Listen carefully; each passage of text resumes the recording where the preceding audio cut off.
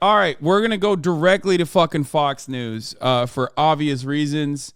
Let's be real. I've seen it. I've seen it in the chat 7,000 gorillion million quintillion fucking times. You are not the first person in the chat to tell me what the fuck's going on. We're seeing this on their. Wait, what's Fox News talking about? Identify as male. All right. What's Fox News talking about? While Trump's fucking getting indicted? Suck it or go. Thank you for the 20. Trump has been indicted by a grand jury in New York. Trump was under investigation by the DA's office for his alleged hush money payment to adult film star Stormy Daniels during the 2016 campaign. So as we await more information, Fox News has just learned this from two law enforcement sources that Trump has been indicted. Perhaps I can go around the table. What Katie, the I'll start with fuck? you first. What the the fuck? 2 weeks ago that this was going to happen. Eventually, oh shit! Last Tuesday, the grand jury then did not. I gotta put a fucking suit on. And the grand jury was out of town allegedly for a month as of yesterday. So this is quite interesting to hear after they were. Oh yeah, baby! For the month now.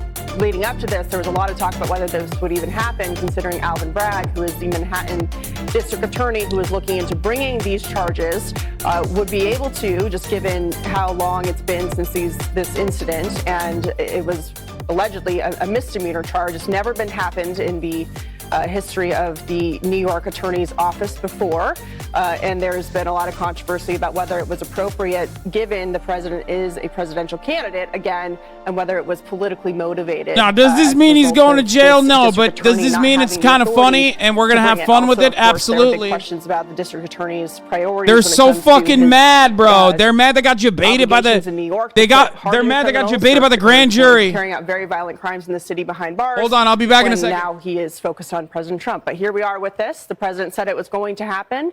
So now there are big questions about how this will go down, whether the president will come to New York to be fingerprinted, to take the charges in person, and what that will look like with Secret Service and NYPD, and whether there will be a mugshot and how that will be handled. I think that's important to ask at this point, Jesse. We don't exactly know how this will go down, but we do know that the indictment would not be announced until it was stamped. The DA's office would then notify an attorney for the former president that he would then be indicted. At that point, the president is then free to make the information public himself. We are reporting this as we've learned it from two law enforcement officials. We'll see if we hear anything from the former president as the moments go on here. Will he be arrested? Would there be any sort of mugshot taken? Will he appear in court? Those are questions that we do not have answers to at this moment. It's the stupidest thing I've ever seen. And I feel bad for the guy. He didn't even really have to be president. He had a lot of money. He had a great life. And he decided to run. He won. He got in. They took him down. And now they're trying to nickel and dime him for a private agreement he made with a woman, 8 years ago? It has nothing to do with politics. Wasn't paid through campaign funds. This is a disgrace. And I think it takes about a week to get the logistics in, so he'll come up and he will get fingerprinted. And they'll get a mugshot. And then they'll plaster that mugshot all over the country for the next 2 years and run against a criminal. And that's what this is all about.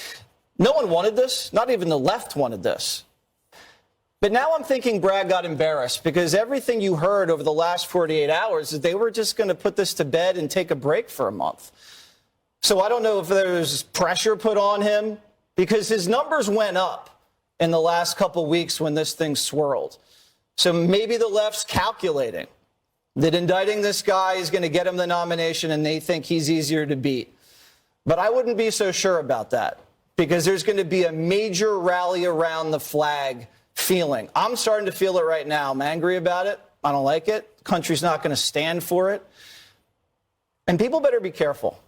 And that's all I'll say about that. Okay. This is the third act of the movie, right? It really is. This is how it has to be. This guarantees his nomination. Alvin Bragg is the MAGA Republican of the Year. He just got Trump's nomination. I think if there's a mugshot, which there will be, you got to own it. That's got to be the poster. That's got to be. He is an OG, right? If they give me, I mean, he is a badass. If he's got a mugshot, you might as well go right into it. And the thing is, his poll numbers have gone up with this. I just think this is going to make sure he is going to be on the ticket. And to your point, they made that gamble in 2016. They thought that he would lose to Hillary, and he didn't. So I don't know if they really think that this is good, like the Joy Behar logic, which is like, oh, he'll be easy to beat. Just one factual point. It's being reported that it's a felony indictment, and I was saying earlier that they were looking at it as a misdemeanor, and that's why much of the criticism was about that issue. There was talk that Alvin Bragg, as the Manhattan district attorney, would try to make it a felony, to make it a more serious charge. And now, of course, he's going to have to prove this because he's the one who's taking the information from the grand jury, and he will have to then explain why, beyond a reasonable doubt, he thinks that the charges will stick. Jessica? He did. He was bumping it up because it was seen as something to help Donald Trump's campaign, because this all happened a couple of weeks before the election. So it clearly was something that he didn't want to come out and inform the results of the 2016 election.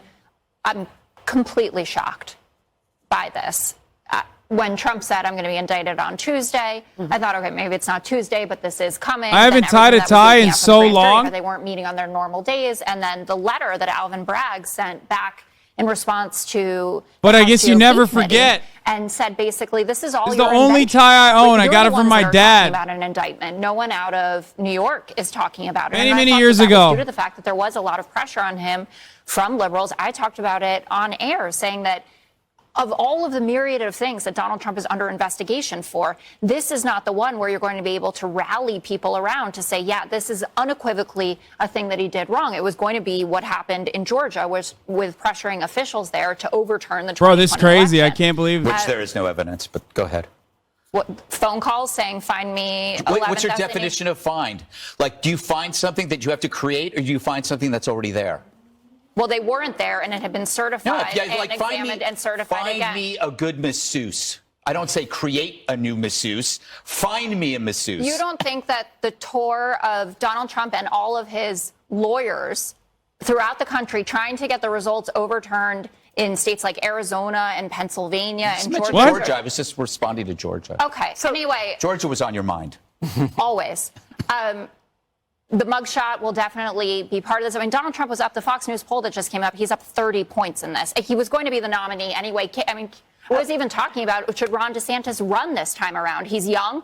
Wait until Trump is out of the picture if you're going to do this. But it certainly seems like he would be the nominee. This is a moment in American history that people will remember. This is a political Rubicon that has been crossed. Yeah. It will certainly change the GOP primary, but it will also change precedent. And Democrats talk a lot about precedent. Well, they just set one with this. Yeah.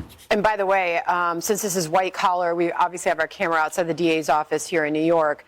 The DA's office has to now ask Trump's attorney when he plans to come to New York to be arraigned. It doesn't require him to turn himself in, so there's no specific time frame. It could be any minute now. It could be any day, but we'll see. Well, you can zoom it in, but they won't let him zoom it in because they want the spectacle. He wants it too, though. He doesn't want to be indicted. If you think he wants this, he doesn't want it. The family doesn't want it. Fuck. Imagine being Barron Trump. Hey, Dad, what are you looking at? It's not good.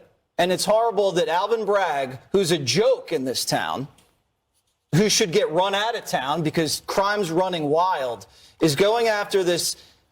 If you get a haircut a couple weeks before an election and you pay for it out of your own pocket, not campaign funds, how is that a campaign finance felony? You were going to get a haircut anyway. You wanted to look good anyway. Just like he would have paid off this woman anyway, you think whether he was running for president or not. Is the same as getting a touch-up on your hair? Yeah, dude, come on, dude. Come on, it's just like a masseuse or a haircut. For Chad Pergram on Capitol Hill, the Fox has spoken with one senior aide and one source close to the House inquiry of Manhattan DA. The only funny part about this is that, like, it is literally the lowest offense that you could get him on. Like, it's just the lowest offense that you could get him on, which is like campaign finance law mismanagement, which has happened regularly and routinely.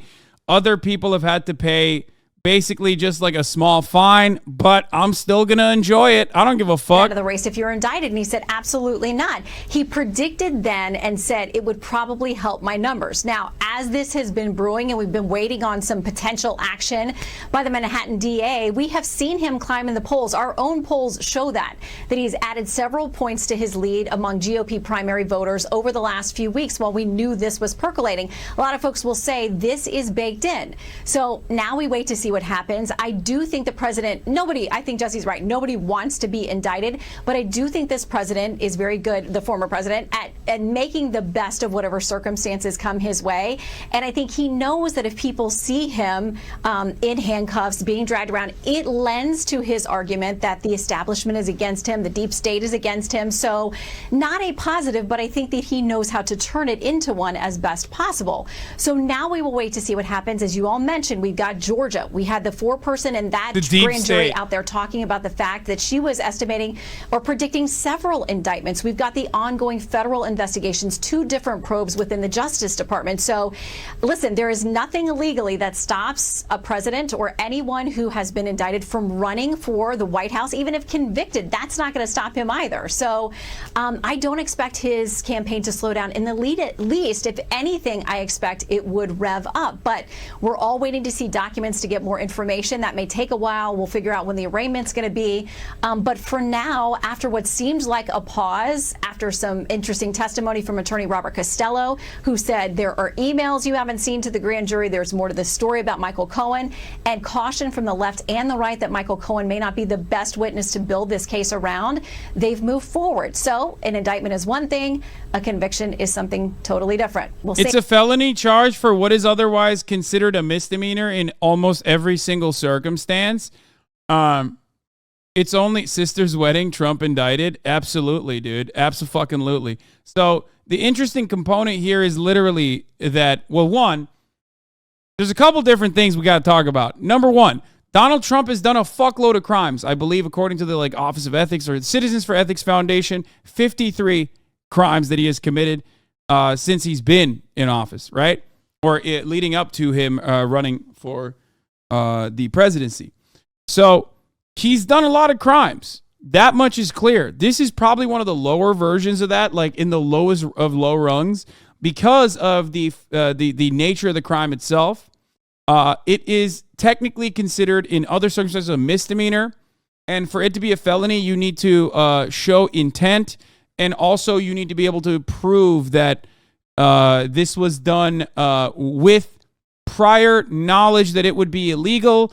As far as I understand, you would have to literally also show that you did it specifically to save your campaign. Like, there are a lot of different components here that make this such a weird thing to indict Trump over. But, it's still funny. You know what I mean? It's still very funny. Does that make sense? That's why I'm Gowdy cherishing is joining us now as well, former South Carolina congressman and host of Sunday Night in America. Trey, jump on in here to the news, and what are your thoughts?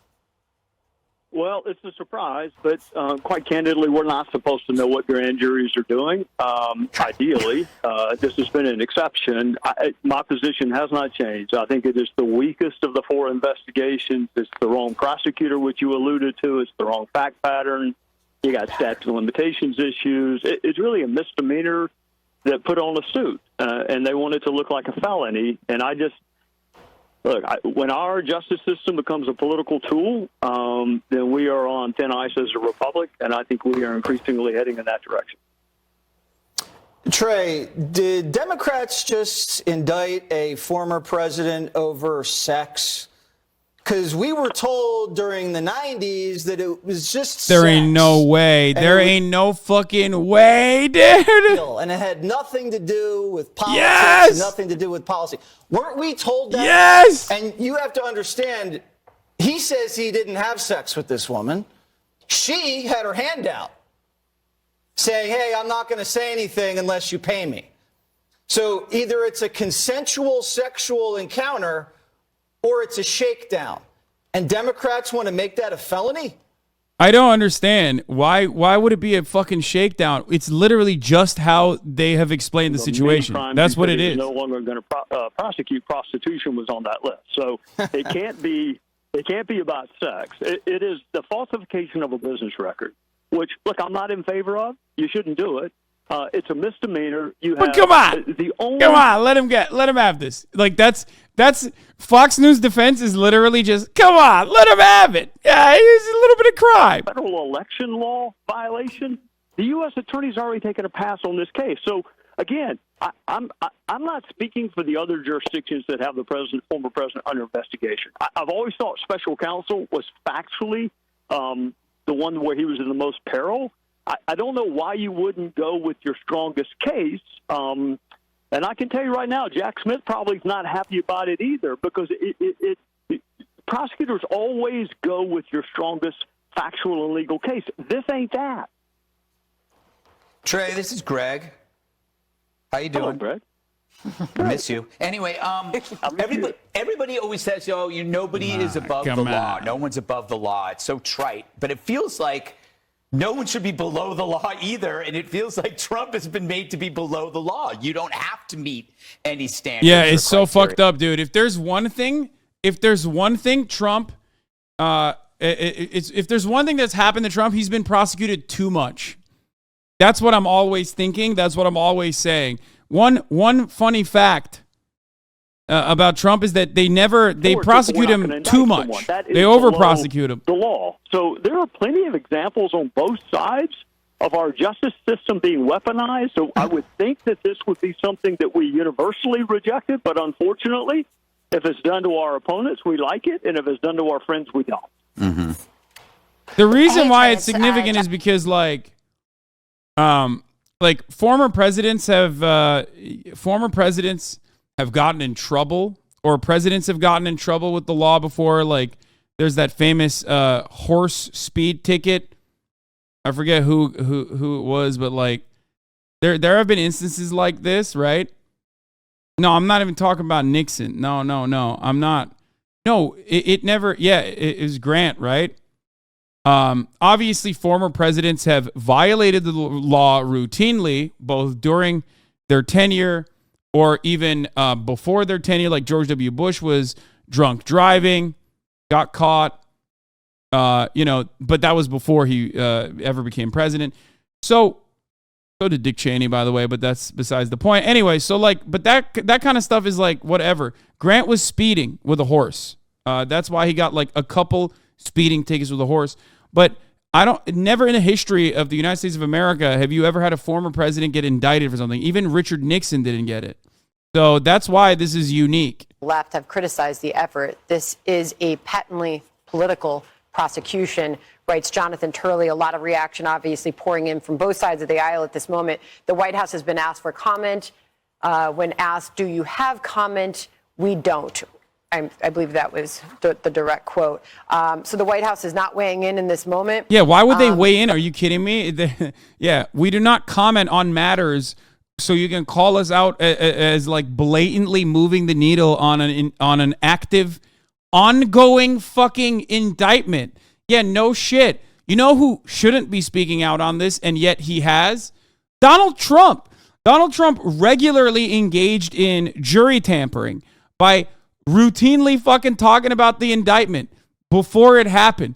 That is actually another fucking law-abiding moment for Donald Trump. Someone with that level of power and influence should not be able to just leak information that he was supposed to not be privy to because of some of the witnesses that were brought into the grand jury, in front of the grand jury, and then openly stating that it's fucked up. Not illegal to talk about an indictment?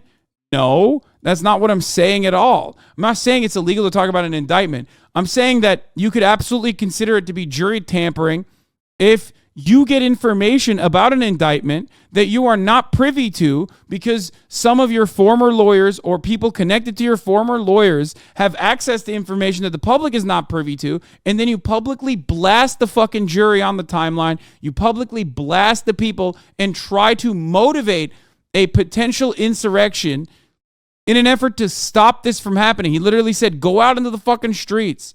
Get out to the streets and go out and protest this shit. Okay? That in and of itself is in my opinion, definitely, this is so libbed up. I mean, yeah, it's, for the record, I don't think anything's going to happen. I just want you to understand, I am an incredibly cynical person. I'm just simply reacting to the news and laughing about it. But that does not mean that I think that he has a serious shot at being fucking arrested and going to jail or anything like that. Do not misunderstand me. This is simply for entertainment. Issue. I'm the candidate in the race who has the experience with Donald Trump. I was the chief deputy in the attorney general's office. We sued the Trump administration over 100 times. And you believe it should happen? I believe we have to hold them accountable. You know, Andy Biggs just put out a note saying this is Trump derangement syndrome. It's infiltrated our judicial system. If they can come for him, they can come for anyone. I don't like when people have been saying that a lot the last few weeks. They can come from you if you do the same thing that he did. It's not like he was just walking down the street. Stop it, Jessica. No one's going after some random dude that settles an extortion case with a woman. Come on. It's because he's running for president. Alvin Bragg had backed down from that position because it wasn't even popular within the ranks. He right? was waiting for the timing to be right. And this was good timing. I guess that it was. Yes, technically his Secret Service would have to go into jail. By how heavy this feels alongside and Trump. There are very few moments. I mean, I'm which no is pretty fan awesome. Of the former president, and I'm not saying that he didn't commit a crime, but I am really struck by how powerful Jesse it feels Waters right is now freaking pissed. He's in this mode. Going to be 100% a note in every single history book that is going to come after this about what has gone on, and that has nothing to do with. That's why Bragg did it. I mean, it's pretty awesome, and it's pretty funny. Like, here's a thing that these fucking dipshits would say, regardless of the material conditions of whoever the perpetrator of any particular crime is, regardless of the low-level offenses that they might be serving a fucking life sentence for, these fucking dickheads in suits would sit there and go, don't do the crime if you can't do the time. But when it comes down to like one of the most powerful motherfuckers on the planet, who literally was the most powerful motherfucker on the planet until he lost an election because Joe Brandon stole it from him, they're like, dude, we need to do prison abolition. Our prisons should be obsolete, right? Like a bunch of Angela Davises. You never would have thought. You never would have seen it. You love to see it. You hate to see it. Doesn't matter. They're like, it is really fucked up that the criminal justice system is so gross and the carceral state is so inhumane. It's like, the fuck do you mean, man? What do you mean? It is for the fucking working poor. For once, we should have a little bit of fun. We should have a little bit of fun at the expense of like an actually powerful person who's done a tremendously shitty job as president. And not only that, but like will receive just a fraction of the outcomes. I wish that this was not done over the hush money for Stormy Daniels. I wish this was done over the RICO charges, the RICO case that's being developed for the past fucking however many years now with Fani Willis. She should be worrying more about her RICO case on Donald Trump for election tampering, which is a very valid case, instead of, trying to make sure that like everyone who's ever rapped under Young Thug's record label goes to prison permanently. Okay? How about you work on this shit instead? I wish it was over that. I wish this indictment was actually over that RICO case, because that RICO case is actually a valid one, a legitimate one, a genuine, like that one is actually genuine. That one is actually a viable, viable and valid RICO charge that he could be hit with, because he actually did do something that is criminal. And he should go to jail over it. This one, he's just going to get a fucking light pad. He's going to get a tap. He's not even going to get a slap on the wrist. He's going to get a little bit of this on the wrist, okay? Maximum, he pays like a fine or some shit. It'd be really funny if they perp walked him for that. Didn't think this was the best case that they had, but we are where we are, and this is unprecedented territory. Katie? Brett, you mentioned the political implications of this, and you go through the list of prosecutors on the federal level who decided not to bring these charges. Just generally speaking, at a time when the country is in a place of distrust of institutions. The political lines have been drawn. It's a very Bro. intense political environment. How do you see this moving? I love the Associated Press using this photo. That's deliberate. You know what I'm saying? They're pulling the Andrew Tate on him with these photos. They're perp walking him like he's Andrew Tate. Are they gonna like shave his head too and not let him, and then make it grow out unevenly and shit? What the fuck? He's gonna be in jail for one night and have his pants hemmed and the sleeves cut off his sweats and have a snack stash like the kids at camp on heavyweights. Oh yeah. Also, he's rich. He doesn't think that. Here's the thing: rich people don't go to jail like fucking poor people do. Okay, he goes to jail or he goes to the fucking courts on his own time. So remember that. Rich people also don't see the top of the hour ad break.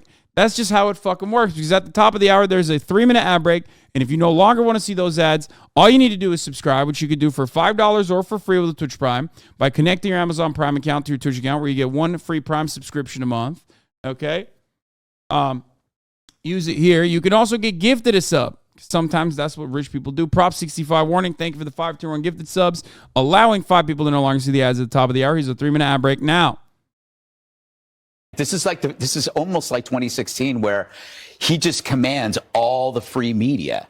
You know what I mean? And everybody laughed about it. They, like Morning Joe and CNN, thought that they were just going to, amplify him so he'll lose.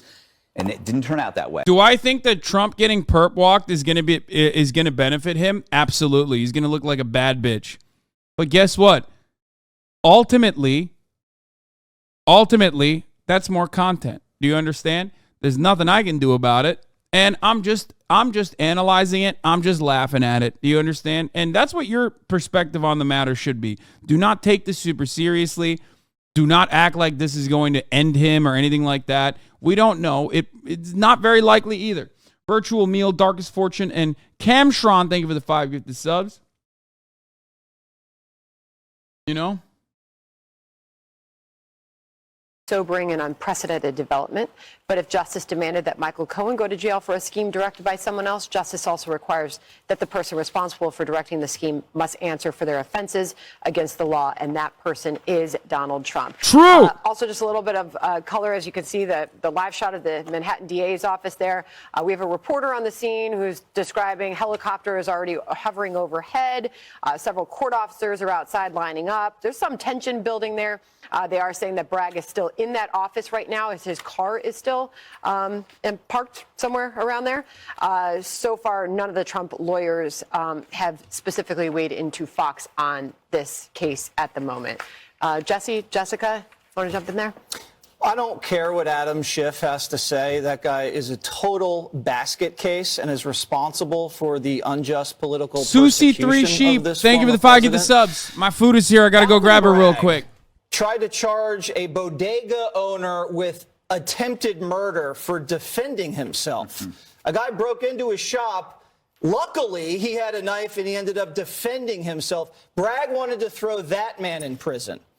Bragg lets felons go rape women in this city. It is a disgusting scene at the DA's office. And that man better show up to the cameras and start answering questions about what judgments he made here. And I hope the House Republicans haul his little butt back to Capitol Hill and answer. And so he answers. Damn, he said he's to the fat. American people about what he's doing here. This cannot stand. I actually agree with Jessica. This doesn't feel right. Something feels terrible. You know, GOP candidate Vivek Ramaswamy just weighed in, saying very similarly, it will undermine public trust in our electoral system and justice system. He says it's un-American for the ruling party to use police power to arrest. Dude, you know what's really, yeah, you know what undermines American trust in the electoral system? Constantly lying about voter fraud to a degree, or constantly lying about how the voter fraud actually ended up stealing the elections and then doing a fucking insurrection that was a failure overall over it. That literally undermines elections. That does. It fucks your side over so hard that like Republicans literally were like, why the fuck am I voting for this shit? It genuinely depresses voter turnout when they feel like the deep state pedophile Democrats are fucking controlling elections. History. Fox News has learned from 2 law enforcement sources that a grand jury in New York City has indicted former President Donald Trump. This is the first former president or sitting president to face criminal charges. The precise charges not currently known, but the case is focused on a hush money payment to a porn actress during his 2016 That's the funniest part, that they campaign. have to reveal the details every This is a single moment time. that will shake up the 2024 race, but again, is historic. We've never seen anything like this before. Let's get the latest now from senior correspondent Laura Engel, live in New York. Good evening, Laura. Good evening, Brett. And as you can see there, our cameras are downtown at that courthouse. Fox News can confirm that a Manhattan grand jury has voted to indict former President Donald Trump, as you mentioned, the first former U.S. president to be charged criminally. The 23 grand... I'm not going to lie. This is going to fire up the schizo base a little bit, I think. Like, do I think this is something that the regular Republicans give a shit about all that much? Maybe not. A lot of them are in a holding pattern, voters, I mean, where they're just like looking to see what happens in the primaries, right? But the schizo base is like, oh my God. Like, I can see them trying to blow up the courthouse or some shit. I hope that doesn't happen, but. Mom, I want a vape. Mom, I want a vape. Illegal. You go to jail for that because of Trump. During a rally in Waco Saturday, Trump, who is again running for president, claimed he's under investigation for something that is not a crime, not a misdemeanor, not an affair. The felony indictment is under seal, and we expect to get more details on the charges in the coming days.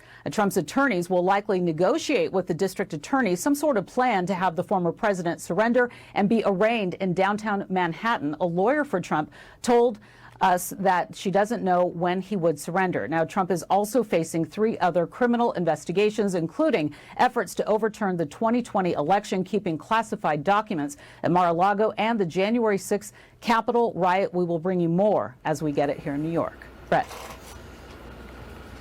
Okay, Laura, thank you. Let's go to Fox News chief legal correspondent and anchor of Fox News Sunday, Shannon Bream. Good evening, Shannon. Just moments ago, Eric Trump relaying that this was a third world prosecutorial misconduct, reacting to the word of the indictment. It is shocking, and it is not something that I think people expected at 5:28 on Thursday after what we've been seeing in recent days. Yeah, I think you're right. It is the first of its kind. This is the first time in history we are indicting a former president. So we are in totally new territory here. And Alvin Bragg has been warned by people right, center, and left that they are worried that what he's done with this case is going to look like nothing but political maneuvering when it comes time to actually get a conviction. An indictment is one thing, a conviction is another. You heard the former president talk about this in Waco. He says there's a new tool in the bag against me. It is prosecutorial discretion. Nobody wants to be indicted, but he is certainly. Let's take a look at what Trump had to say about this. Unusual situation that's taking place. And again, legal scholars can't believe what they're witnessing. And yet, after going over 11 million pages of documents, I built a great company. They've got nothing. They've got nothing. Think of it. 11 million pages. And my tax returns on top of it, and they're a big return. It probably makes me the most innocent man in the history of our country. Friends of mine say that. You will be vindicated. Not my enemies, just friends of mine. They say that, believe me. Works. It'll be up to New York jurors now. All right, Shannon, stand by if you would. Let's bring in George Washington University Law School professor Jonathan Turley. Jonathan, I heard some reaction from you. It is quite something to see this moment, and it's really historic, this moment that we're facing. It is. It's historic. It's not necessarily good history that is being made. It's not that I oppose the indictment of a former president. I don't even oppose the indictment of a sitting president on constitutional basis. But this indictment that is reportedly following the theory that we've been talking about is political. It's a raw political prosecution. Now, the indictment may come out with a crime that none of us have heard of, but for many months, this bootstrapping theory has been put out there. This idea that you could take a misdemeanor under New York law that has expired, that has a 2-year statute of limitations, and revive it. I love the expiration on it. Because, like, you literally couldn't fucking indict him because he was a sitting president. Like, what do you mean? You can't, what the fuck? Bragg's own predecessor declined to prosecute. Yeah, they tried to do it while he was the president. You were like, you can't fucking indict a sitting president. Shut the fuck up. Into a state case. And if that is the basis for the indictment, I think it's rather outrageous. I think it's legally pathetic. Looking live at Mar-a-Lago, legally Palm pathetic. Beach, residence for the former president. I want to read just a paragraph from the New York Times documenting of this in this story. It says, on Thursday, the 3 lead prosecutors on the Trump investigation walked into the building where the grand jury was sitting in the minutes before the panel was scheduled to meet at 2 p.m. One of them carried a copy of the penal law with Post-it notes visible, which was likely used to read the criminal statutes to the grand jurors before they voted. About 3 hours later, the prosecutors walked into the court clerk's office through a back door to begin the process of filing the indictment. As you rightly point out, Jonathan, the federal prosecutors in the Southern District of New York chose not to go down this road with this case. The Federal Election Commission chose not to go down this road with this case. I can't wait for them to like use incredible like legal, like absolutely insane fucking legal counters here to, instead of like addressing the facts of the matter, they're going to say stuff like, well, how could a grand jury ever not be tarnished? Because it's the president, and he was a very polarizing figure. A jury of his peers? Well, Trump is unmatchable. He is the greatest superhero of all time. There is no peer. But, you know what I mean? They should throw this grand jury indictment in the trash because, again, you cannot have a peer. You cannot have anyone be unbiased against our Lord and Savior Donald Trump. Shit like that.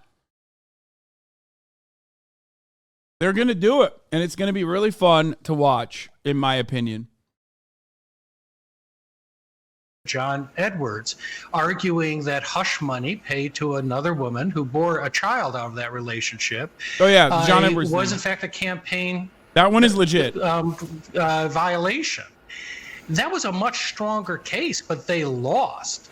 And the reason they lost He's right about this. Even if you can bootstrap that dead misdemeanor into something alive, you're essentially arguing a federal case that the Department of Justice declined. But it's also a case that requires you to show, if that is the basis of this indictment, that Trump's his sole motive for paying this money or having third parties pay it was for the election.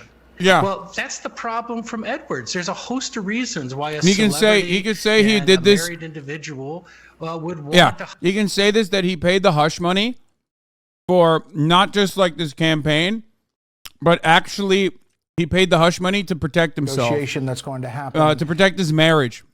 The dealing with the Secret Service, the fingerprinting, the photograph. We've been through kind of speculation about this. But one last thing on the legal case. You talked about how this is new as far as its construct. And judges would have to evaluate that not only first on the case itself, but then if you got to a conviction on an appeal that could last for a very long time. Meantime, there are other federal cases that perhaps are stronger if you are really going after the former president. The federal case in Georgia about election interference, and not to mention the special counsel and the January 6th investigation. Yeah, and look, Bragg is. If I was Trump, I'd be pissed that Fox News keeps saying that, by the way. I'd be like, dude, shut the fuck up. Why do you keep telling him that there are better cases out there? Theory, which is the only one that's been discussed publicly, that is unprecedented. And I expect that New York judges will have. What's unprecedented is that you can have a president.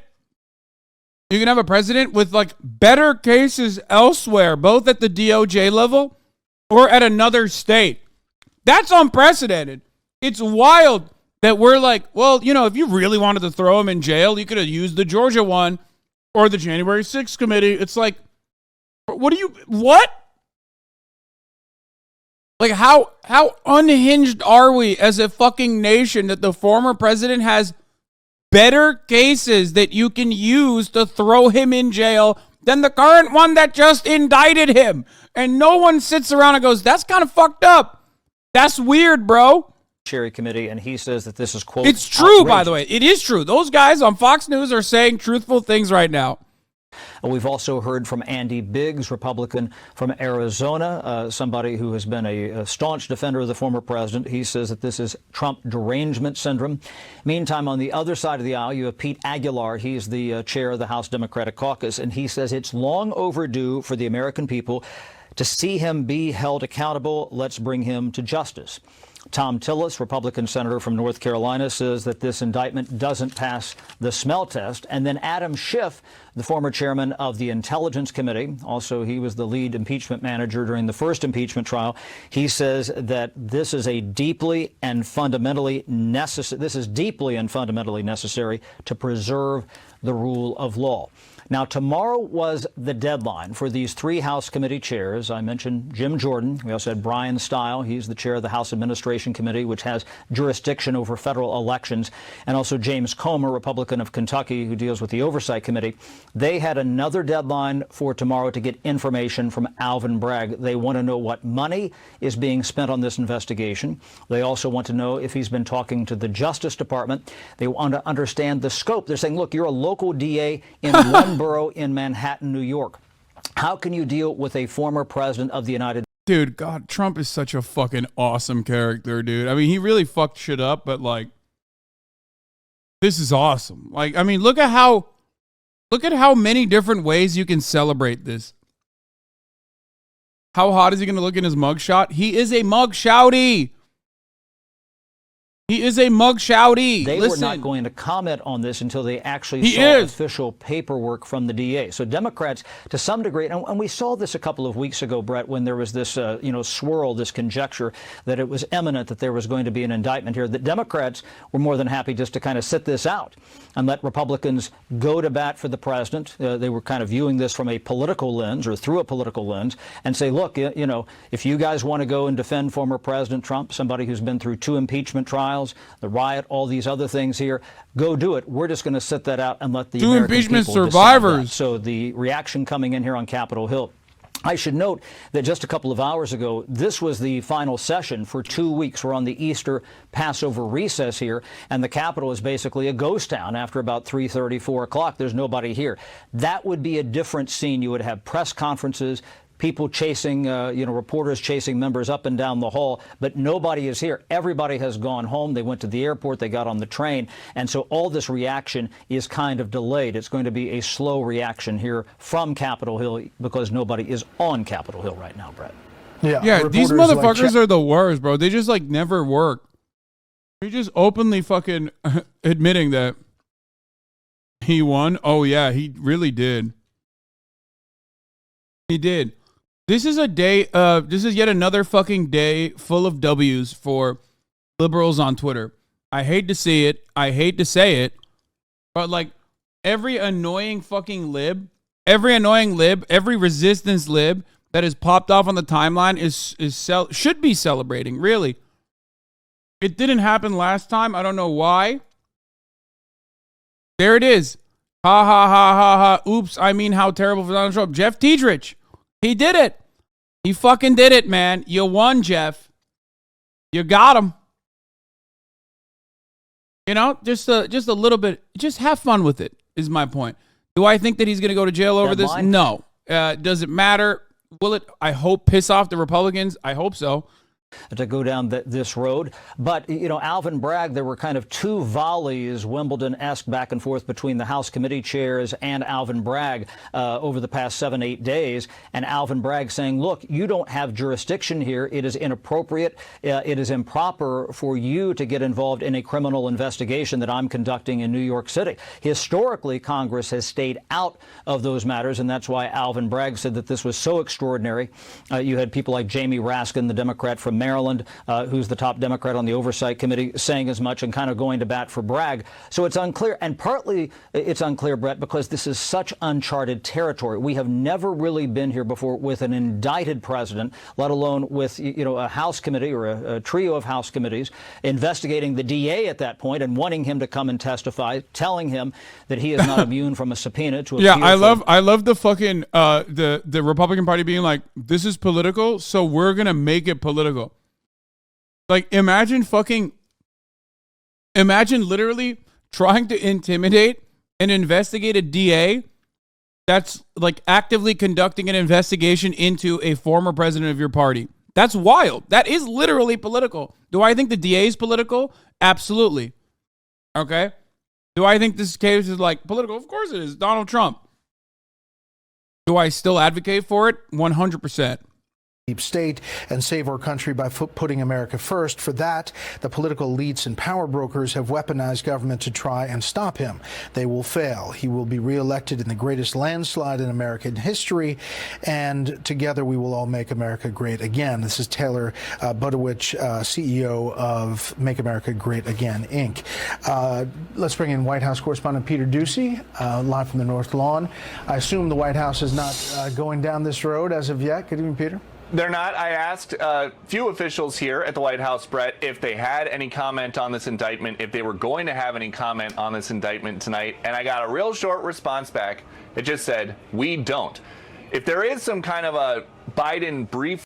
I love this because, like, what Peter Doocy is doing here and what everyone else is doing in the media right now, especially in right-wing media, is basically like gray name chatters that come in and bait me. Whenever, like, something is happening, they'll be like, Hassan, your silence on this matter is deafening. They're literally trying to bait the White House into saying something so they can fucking be like, look at how political this is.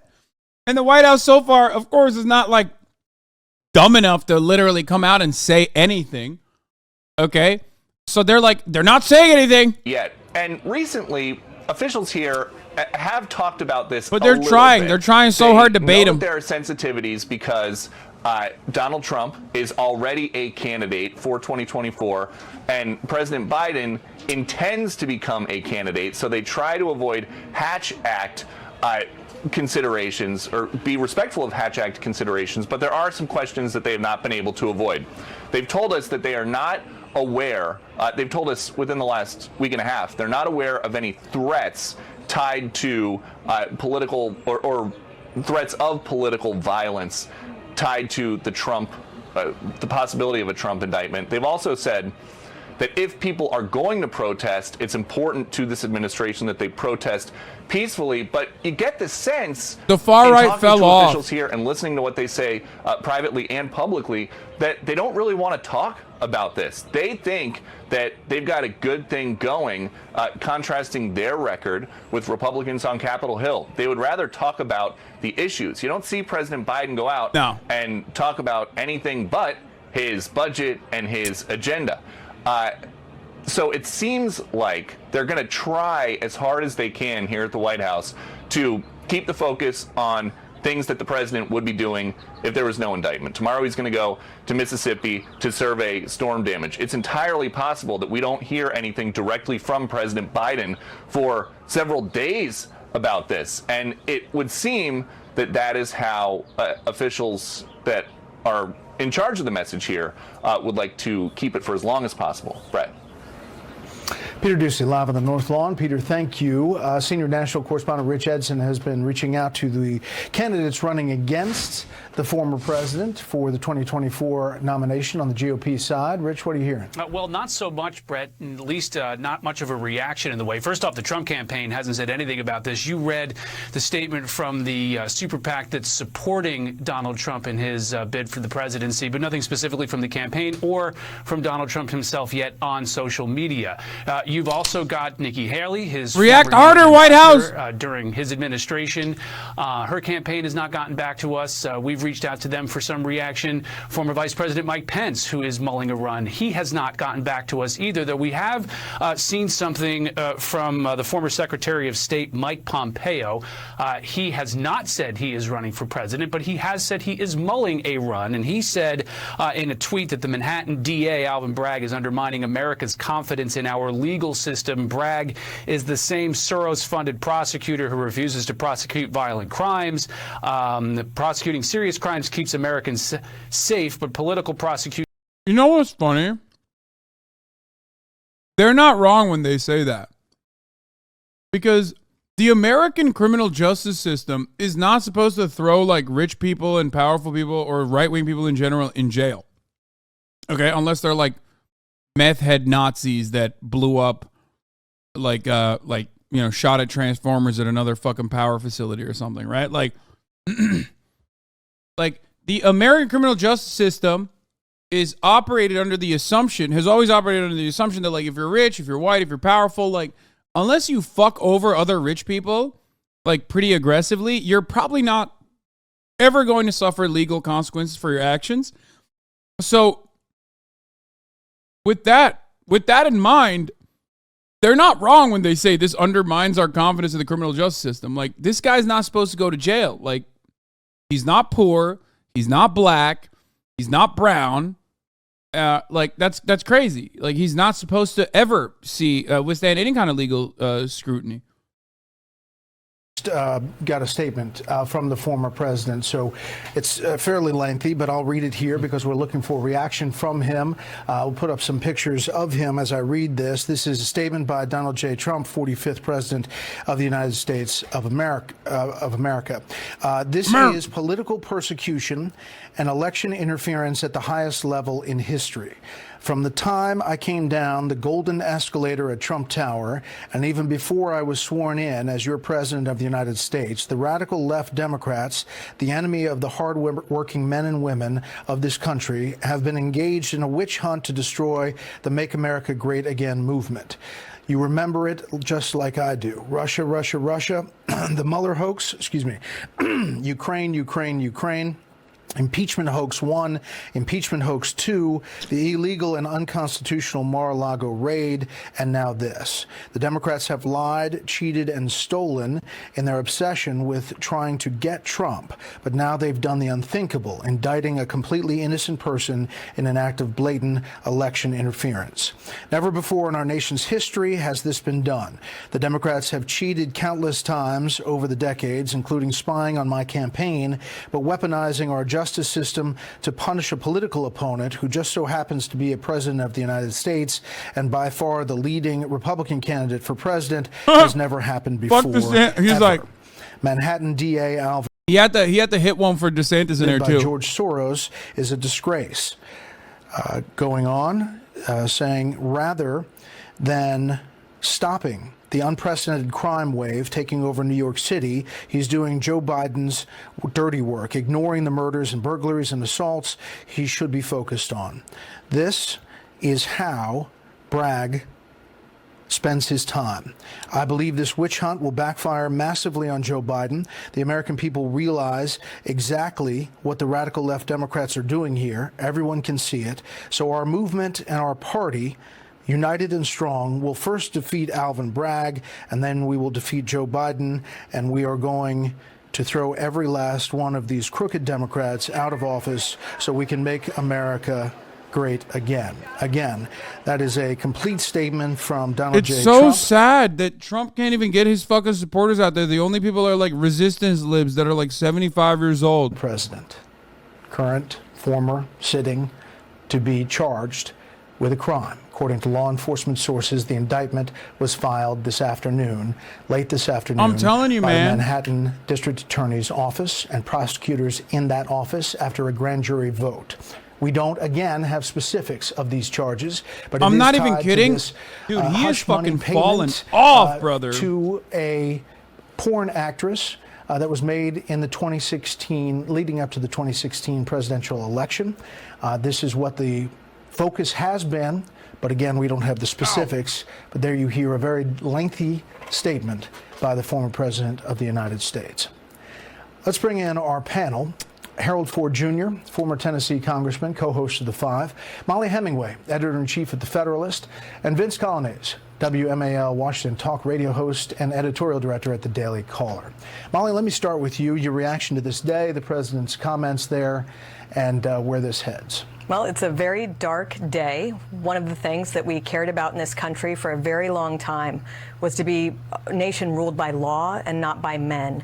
This ushers in what will probably be a very dark era of political persecution and prosecution, the type that we normally associate with the Soviet Union or with banana republics. You know, during the Stalin era, it was common to say, show me the man and I'll find you the crime. It didn't matter, you know, whether someone had broken any law. They would figure out a way to charge and convict them of that for political opponents. And you see this all the time in third world countries where political opponents who are deemed a threat to the current regime are charged with crimes.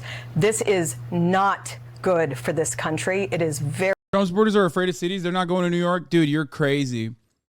Like, I mean, part of the reason why there's not a big enough crowd forming out there for Trump supporters at this time is because, like, the grand jury debated everybody.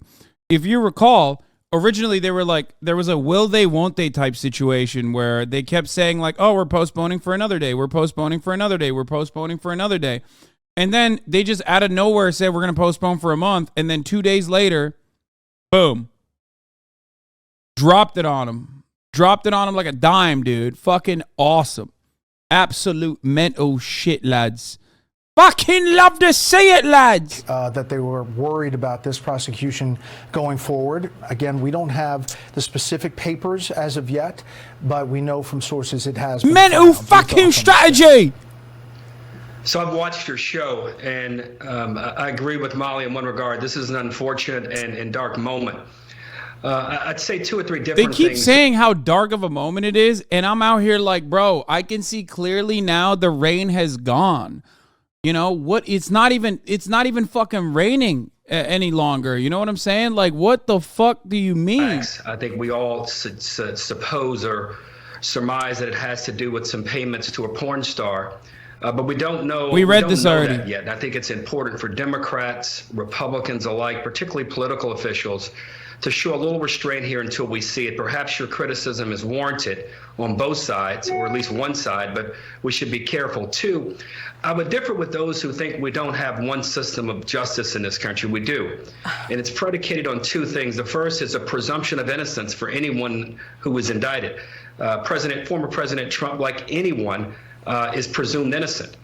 Two, the outcome of any criminal trial is based and determined not on politics, but on facts and evidence. And if it's not at the trial court level, it can be overturned at a higher court level, and that's where we determine that that's where we guarantee the checks and balances, even in our own judicial system. So I would caution those who believe that President Trump is being politically persecuted here to not persecute our judicial and legal system. We remain a system in a country ruled by laws, and no one, regardless of where they serve, where they live, where they're educated, what their race may be or job may be, is above the law. And by saying that, Brett, I also agree that no one should be subjected to any kind of persecution because of their political views. I'm going to wait and see what this indictment, what the indictment, the contents of the indictment are before commenting any further. But I would agree with all. This is not a good day for the country when a former president of the United States finds himself in this kind of potential legal peril. Yeah, Harold, I've heard you talk before about this case as we knew it and the facts heading into this day. And you're right to point out, and I've said it 3 or 4 times on this show, that we don't have the specific documentation or how it's laid out by the prosecutors. But we know that the structure of what they were looking at going in. And you raised concerns in another seat on another show earlier than mine about that this was the first case to go forward as opposed to the case in Georgia or the special counsel case or others that perhaps politically you were saying could be different in how it's perceived. But I give you credit. I wasn't suggesting you. I was just saying that there's some who on both sides who are taking either some apparent satisfaction and those who are taking a serious objection. I've said before on other shows and even on your show, if what we believe the structure of this indictment, which the press reports have suggested, and I think a lot of what has been said on this show is by some commentators is largely right, that this could be characterized, if this is something that a misdemeanor being elevated to a criminal charge, I think there is some credence to what's been said. But all I'm saying is I don't know. I want to see the indictment. It is funny because they don't know, right? So they also keep having to speculate, which we all are technically. So, like, what if there is something? Is, like, kind of on their minds. Do you want to know why? In any other circumstance, you could very easily unload. You would need no qualifiers. You'd be like, this is fucking bullshit. Like, he's innocent as hell. Why can't they in this circumstance? Because Donald Trump has done a litany of so much illegal bullshit throughout his tenure before he was president, like over and over again, that it doesn't matter. Like, they don't know. He could have just as easily done something in that process where they don't know and they don't want to like look like assholes.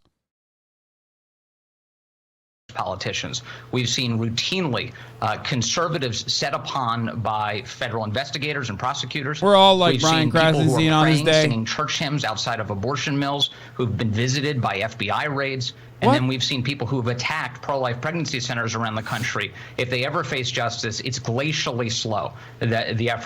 Dude, this literally is like Tucker Carlson's own operation, The Daily Caller, and this is Tucker Carlson's own Michael Knowles. Where do they find these like slimy, wormy fucking Italian dudes that speak with the same exact tone?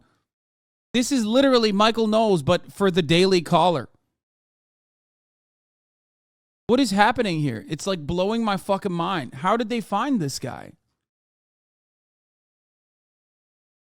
It's like, this is actually completely unacceptable. Every federal investigator who's taken a look at this has turned it down. And now a state prosecutor, Bro, Manhattan close your District eyes. Attorney, Close your eyes. Tell me this is not Michael Knowles speaking. claim in court that a federal crime has been committed. He's never faced a federal court for that crime. It is an unbelievable abuse of justice, and it's putting the country in a very bad place. Okay, panel, stand by if you would. Let's bring in Trey Gowdy, former congressman from South Carolina. The most knows fucked one or two up things about the law. The most as well. fucked up He's on the phone. haircut. Trigger warning. Trey, your thoughts on this day, maybe from the legal perspective first.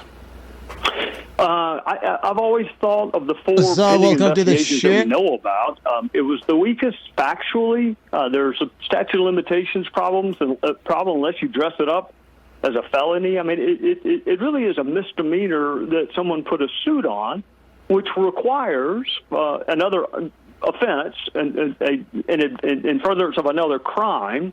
We don't know what that crime is. We haven't seen the indictment. I just thought it was the wrong prosecutor, the wrong fact pattern. Hell yeah, Trey and Gowdy. I'm surprised it happened. I do want to say this, though, Brett. This is not the first foray that our country has been through in terms of politicizing our justice system. I remember vividly listening to people. This is literally Mike Pence before the conversion therapy, by the way. Like, just Before straight a up. jury found her guilty, and then they chant the same thing about President Trump. We don't lock people up in this country that haven't been indicted or convicted. So both sides, frankly, have done it. And as a former prosecutor, I'm tired of that, but I'm also tired of prosecutors who decide which laws they're going to enforce and which ones they will not. Prostitution, Alvin Bragg says he will not pursue. How is misusing campaign funds illegally only a misdemeanor? I mean, think about it. Think about why. Think about it this way, okay? Straw donations land you in jail, but misusing campaign funds don't. I wonder why. Well, one, because they've already made it legal to just like dump unlimited funds into any campaign you want by way of dark money, super PACs, right? So if you're stupid enough, Dinesh D'Souza, to like actually do straw donations because you're a fucking dumbass and you didn't know how to do a 501c4 or anything like that, then you go to jail. Well, you don't go to jail if you misuse campaign funds, usually. Hillary Clinton didn't go to jail. Barack Obama didn't go to jail. I believe I'm sure the George W. Bush campaign probably also did this as well. Like, there are every single political campaign has, in so many different circumstances, misused campaign funds, not to the same degree, but misused campaign funds in the same way where they're like, they write themselves an IOU or something like that. You know what I mean? Or they mismanage it. What do they do in that situation? They pay a fine. Okay? They pay a fine. That's why it's considered a misdemeanor. I mean, that's the reason why it's considered a misdemeanor is because it's, it's the people that are going to be the most powerful that will actually be doing the bidding of the most powerful people, right? Like the actually powerful people. You can't throw them in jail for shit like that. That's why it's a misdemeanor. Yeah, it's like when Congress gets caught doing insider trading. You know what I mean? Or when a really wealthy person gets caught doing insider trading, like Elon Musk. It's literally just like a slap on the wrist, because the system is not designed to ever throw people that are profoundly wealthy in jail. That is just how this works. But politics never waits on all of the facts. The jury does, but politics does not. So read the indictment. God forbid we actually watch the presentation of evidence. And then we can debate selective prosecution. I think the hurdle that's hard to get over here, Brett, is many of us recall Alvin Bragg's day one memo. All the laws I'm going to... But like, from what I understand, as far as we know, as far as what everyone has speculated on Trump's charges, technically, if he had filed the hush money, if he had filed like the in-between funds that went to Michael Cohen, who actually did do the hush money, if they had filed that correctly, this would not even be a thing. Like, he would not be indicted at all. The two DOJ investigations into the former president being run by special counsel Jack Smith. Jack Smith was appointed by Attorney General Merrick Garland in November to look at the president's potential involvement in efforts to overturn the 2020 election. He's also looking into those documents that were found at Mar-a-Lago, where the president lives. About 10,000 documents, a little bit more than that, taken around 100, we are told by Justice Department sources, that were marked that had. Why didn't Trump pay the porn star with his own money? That way, it wouldn't have been a crime. Great question. It's because Donald Trump is not as rich as you think he is. And I don't think he's ever been that rich. He's a con man, or he could literally be just a straight up fucking con man, which he is. And like, that's a very con man thing to do. He's like, yeah, I got all these funds. Let's use them. Who cares? A few days ago, there's now a fight. The former president is trying to stop his aides, Mark Meadows. There's also an effort to get former Vice President Mike Pence and potential 2024 contender Mike Pence to testify before the grand jury. And, another interesting thing, Republicans on Capitol Hill, I heard Chad earlier, Brett, talking a little bit about the fact that they had doubts about Alvin Bragg and what Alvin Bragg could do as far as dealing with a former president and a 2024 candidate. There have also been allegations that Alvin Bragg's office was in contact with the Department of Justice here in Washington, D.C. DOJ officials say this is vehemently false. They have nothing to do with that investigation, and it's out of their purview. Brett. David Spont. David, thank you. Let's bring in Alina Habba, attorney for former President Trump. Alina, thank you for the time. Let me start with this. Can we definitively say that you've been informed officially of this indictment, and do you have the scope of the indictment from the prosecutors? No, I do not have the scope from the prosecutors. I'm his civil attorney, obviously. Bro, also, I have to also mention this, like, I don't know how qualified Alina Habba is as an attorney or whatever, but it's not lost upon me that, like, half of his fucking attorneys are sexy, okay? It's very strange that literally half of his fucking attorneys are just like hot babes, okay? I'm sure they're super qualified, but it is literally, no, I'm serious. Have you never seen it? Trump's attorneys, no, I'm not talking about Michael Cohen and shit. The ones that go on television, are literally either from a like Newsmax type fucking operation that they go on the Trump attorney team, or they literally leave the Trump attorney team and become a Fox News correspondent or some shit like that. It's always like that. It's very weird. No, I'm not talking about Rudy Giuliani. I'm not talking about Michael Cohen. I'm talking about the attorney teams, like, I guess, press-facing side. Trump's attorney teams either are like sexy babes, where you're like, what the fuck? What's happening here? Or Rudy Giuliani. And nothing in between. Surprise. I don't think that would be how I would describe his state of mind. I think that he's disappointed in what has become a sad day for our country. There was some thought when it was announced that the grand jury was going to pause for a month that perhaps they were going to punt and take some time. And there was reporting that there was some back and forth about whether to move forward with this indictment. Obviously, we are where we are today. Can I ask you about process and how that goes forward? Will there be a negotiation with the Alvin Bragg's office for the former president's surrender, for his transport?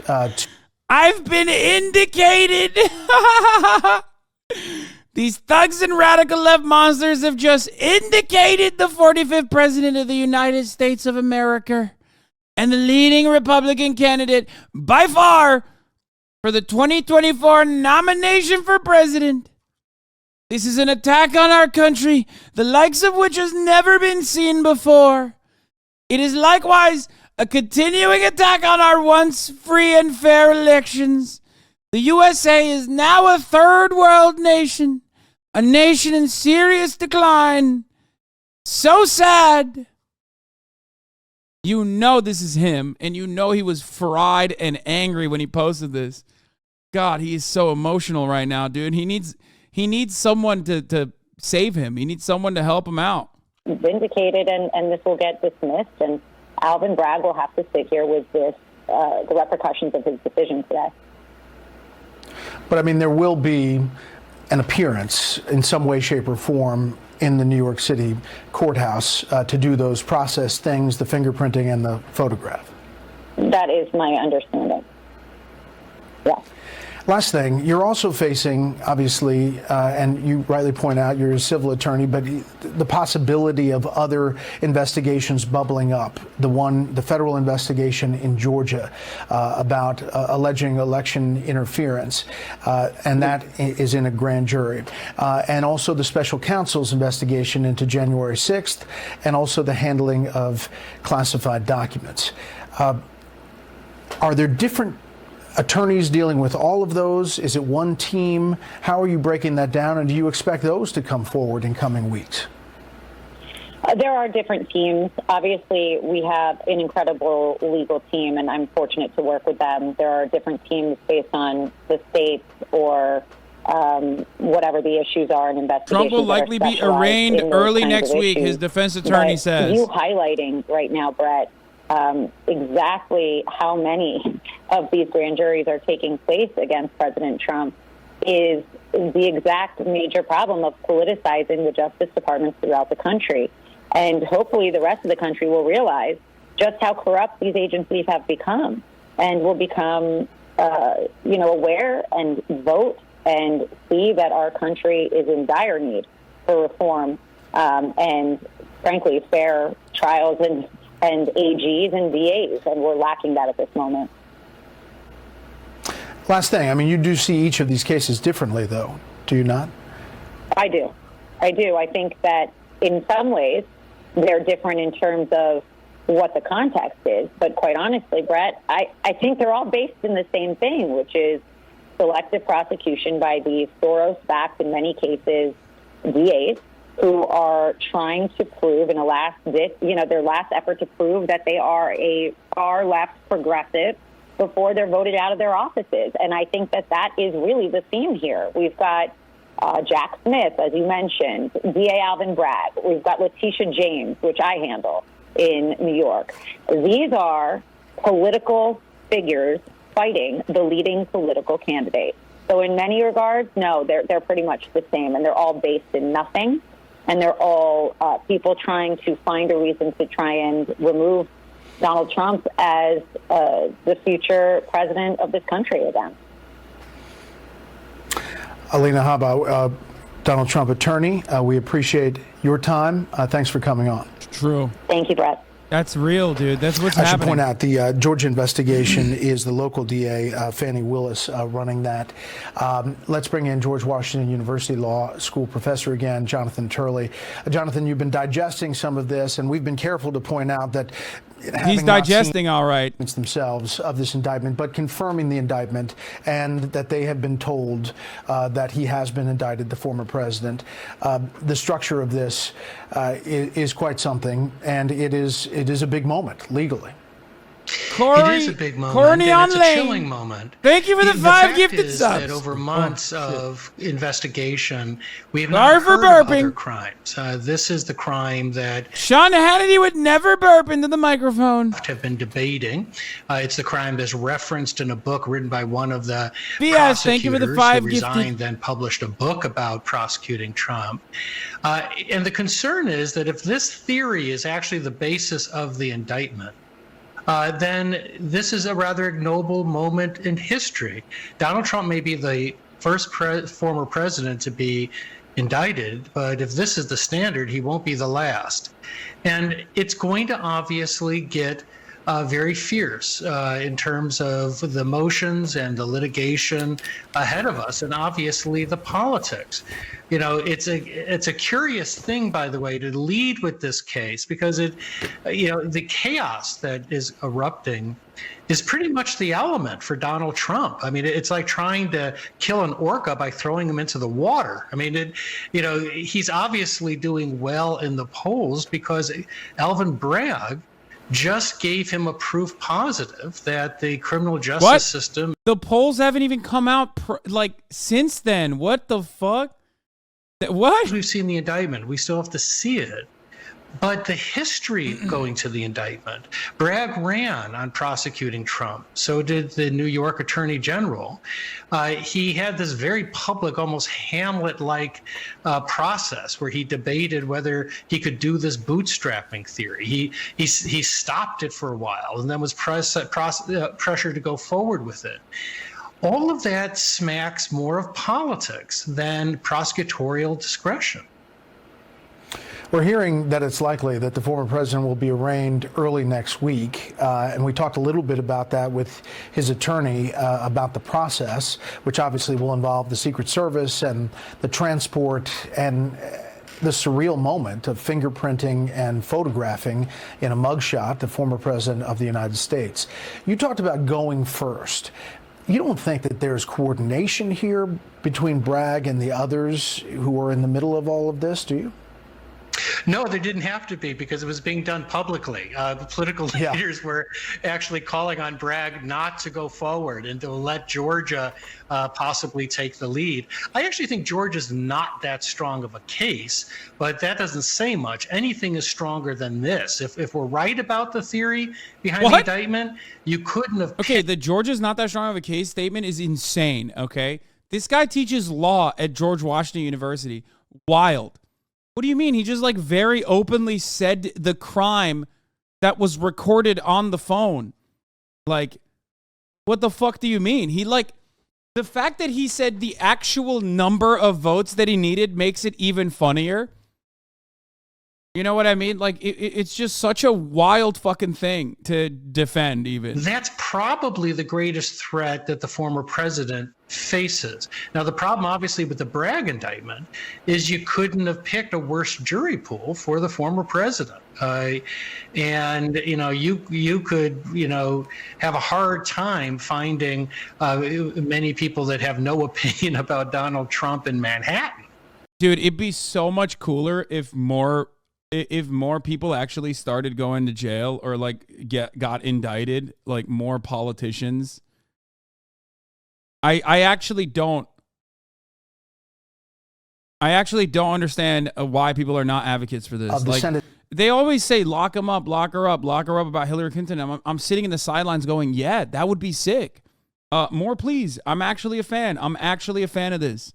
Please, more indictments for politicians specifically. It's great. It's fire. of what they're talking about, and he expressed that frustration publicly this week, which politically adds another layer to that story. But you're saying the legal case on this front perhaps is the best going after the former president. Yeah, I mean, look, Bragg did fulfill the narrative here. Unless there is some major felony out there that has not been referenced over months of investigation, he is about to give Donald Trump proof of what he has long claimed. The Mar-a-Lago case has become more complex because of the discovery of classified documents in multiple locations related to President Biden. President Biden's explanation of what happened in those documents is very hard to understand, that these documents were then divided and sent to different locations. That's going to make it a more difficult decision for Attorney General Garland when the special counsels come to him, or this particular counsel. But the Department of Justice has emphasized that they're focusing on obstruction, probably even more than possession of classified evidence in that case. Last thing, Jonathan, how do you think this plays out, in sequence and in... This has been a big day for the rule of law for white people. White women won a gigantic W today. Gwyneth Paltrow is found innocent in the ski trial incident. And unfortunately for white men, Donald Trump is, he was indicted. So... to come in next. The Lord giveth and the Lord taketh. At the special counsel. The special counsel has a unique schedule problem. The Department of Justice takes the view that, I think the incorrect view, that you can't indict a sitting president, which means if they're going to indict Donald Trump, they better do it before he gets elected again. But that doesn't give them a lot of runway to take off this particular case. But then the election becomes a very odd debate because a president, in my view, can give himself a pardon. And so the election could come down to how people feel about a self-pardon. Donald Trump could run in part on saying, I'm going to pardon myself and go after the deep state. That is pretty amazing that we're at this moment, and that is how it could play out. Jonathan Turley, we always appreciate your comments.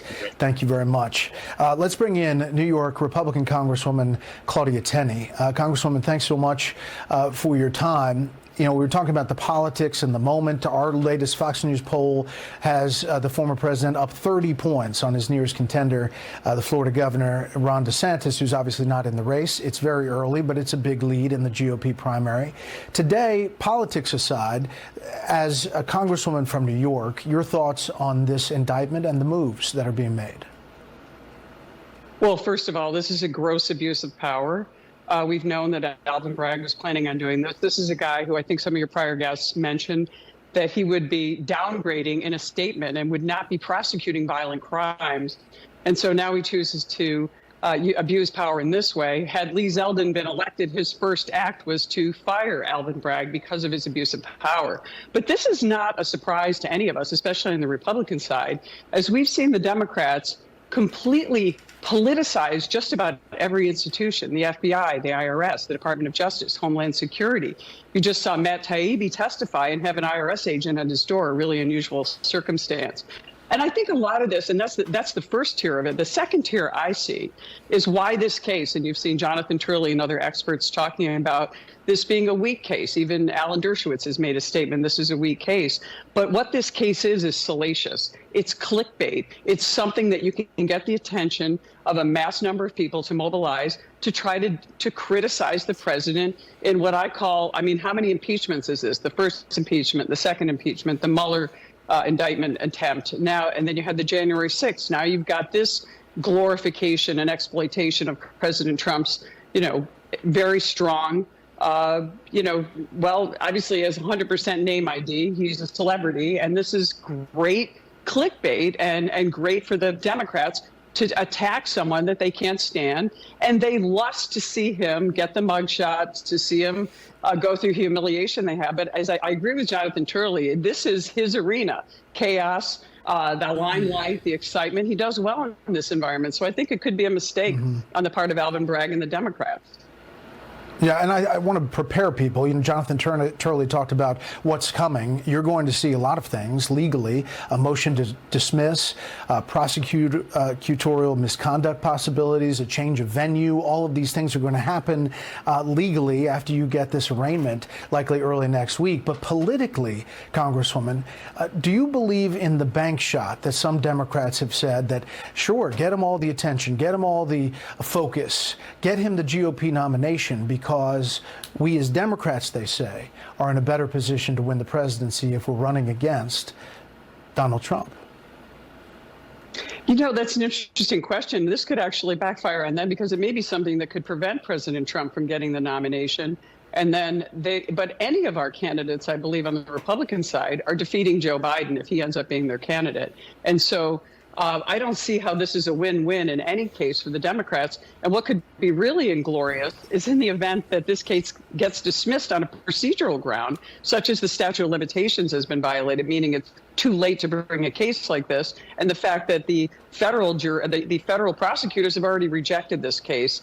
And it's going to be a real hard climb to, I mean, as they say, you can indict the ham sandwich, which is what they're trying to do here, mostly for political exploitation and, as I said, media excitement. But I don't know if this is really going to impact who ends up becoming the nominee. We'll see. We'll see what Iowa had. That's over like less than a year actually away. We'll see what that looks like. It'll heat up very soon. Congresswoman Claudia Tenney, we appreciate your time on a breaking news night. Thank you. Well, speaking of breaking news, let's head to Chad Pergram, congressional correspondent, for some of that. Chad? I've just talked to a couple of sources here on Capitol Hill about what this does to the House investigation of Alvin Bragg here. I am told that they expect the three committee chairs to take a little bit of a step back over the next couple of days until former President Trump is arraigned. Now, I'm told that they will continue with their investigation because they want to know all the circumstances about this, but they're going to take a little bit of a pause, tap the brakes here a little bit. There is still a deadline for tomorrow for Alvin Bragg to come up with some of the materials about his investigation and the scope of his inquiry. I'm told they do not expect him to comply, but one source said to me, Brett, the deadline is the deadline. Chad Pergram live on the Hill with the breaking news. I don't understand because, like, his lawyers already said to CNN, I don't know if they're wrong or not, but his lawyers already told CNN that they're going to fucking serve the top of the hour ad break at the top of every hour, and how that's a 3-minute ad break. And if you no longer want to see those ads, all you need to do is subscribe, which you can do for $5 or for free with the Twitch Prime. Or you can get gifted a sub if you're lucky. Here's a 3-minute ad break now. No, but all jokes aside, fucking get wrecked. All jokes aside, Trump's attorneys went on CNN and said that they're gonna get they're gonna go in next week. What the fuck is this like back and forth speculation? I don't get it. Here's a 3-minute ad break now, by the way. Go to jail. You can't indict me. That was a perfect segue. Marjorie's tweeting now. Let's see. Impeach Biden. He's given us every reason, and the family banking records and more are giving us receipts. But now that the gloves are off, prosecute any and all crimes. Enough of this witch hunt bullshit. Wait, what? That's awesome. First of all, yes. Secondly, what do you mean prosecute any and all crimes? Yeah. This is so fucking stupid. She just said prosecute any and all crimes. Yeah, that would also cover Donald Trump for the record. But like, it'd be great if it covered Biden too. Fuck it. We need to wait for the facts. Look how strong he was. We all want to run. We all want to fire beforehand. Republicans, Democrats alike, in that. And this is not a moment to do that. If some of the things that have been said, and I'll repeat myself, if some of the things that have been said happen to be true, that the contours of this indictment are as narrow as some of your other guests and even some on this panel right now are suggesting. I don't know how they know this, but if they do know this, they should just say they've seen the indictment, because I have not. I don't know of anyone other than Alvin Bragg and his team that have seen it. 3, I've heard a lot about politics. And if indeed Democrats were wanting to be so political about this, and I suspect that a lot of them are, but in terms of the legal process, I've speculated that based on what the press reports have been, the 3 other cases seem to be stronger. But if politics, and there was such coordination amongst Democrats around this in the politics, Why wouldn't Democrats have waited for a stronger case to present before this? So I just think politics is not a part of this as much as we're thinking. Molly, I've got about 30 seconds for you to final thoughts. When Hillary Clinton created the Russia collusion hoax by inventing that fake dossier, which never was prosecuted as a campaign crime, people said as the Russia collusion hoax unfolded that we have to wait for the facts. That awakened an entire country to how politicized the Department of Justice had become and how we actually don't have to wait for them to go for hours and months and years on their political prosecutions, as they've done at the federal level, the state level, and now the local level. Panel, thank you so much. Rolling with the punches tonight on the Breaking News Night. We appreciate it. Thank you for inviting us into your home tonight. Continuing coverage here on Fox News Channel. That's it for this special report. There is other news today. We'll bring you more tomorrow. Fair, balanced, and unafraid. Jesse Waters Primetime starts right now. Jesse? Thanks, Brett. Fox News alert. For the first time in American history, a former president's been indicted. This day will go down as a dark day for now America. It's getting good. Now it's commentary time. You're going to see Jesse. You're going to see Laura Ingraham. You're going to see fucking our big bad boy, Sean Hannity. And last but not least, you're going to see Tucker Carlson fucking going absolute bananas mode. This is where it starts to get good. Because leading up until this moment, it's all like news broadcasting. And Fox News, even in moments where there's like breaking news, they oftentimes will do regular old news coverage, regular old news broadcasting. It's time for them to now take it to, what they're good at, which is propaganda. It's in the media that your private life's your private life. Everything was consensual. Now, all of a sudden, consensual is a felony. And they're literally prosecuting the former president over sex which Donald Trump denies. He claims he was extorted. The left has been saying they want to get the government out of the bedroom. They just kicked down the bedroom door. This is a calculated move. Do you think Donald Trump would be indicted if he wasn't running? Trump's poll numbers were looking good. And now Democrats will have the most famous photo of all time in their arsenal, Trump's mugshot. It'll be plastered on billboards, T-shirts, campaign ads, everywhere you look for the next 2 years. Mugshot will be front page, every newspaper, lead story, every network, every cable show. Democrats are branding Trump as a criminal, along with the 74 million people who voted for him. They think the mugshot will scare you. They're wrong. This will light a fire inside every rational thinking American. Yeah, totally. The biggest political threat to the current president, his opponent, has been indicted by a Democrat.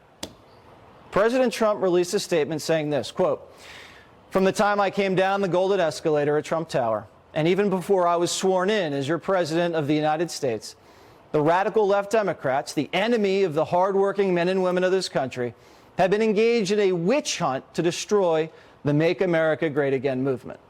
The Democrats have lied, cheated, and stolen in their obsession with trying to get Trump. But now they've done the unthinkable, indicting a completely innocent person in an act of blatant election interference. Manhattan DA Alvin Bragg, who is handpicked and funded by George Soros, is a disgrace. Rather than stopping the unprecedented crime wave taking over New York City, he's doing Joe Biden's dirty work, ignoring the murders and burglaries and assaults he should be focused on.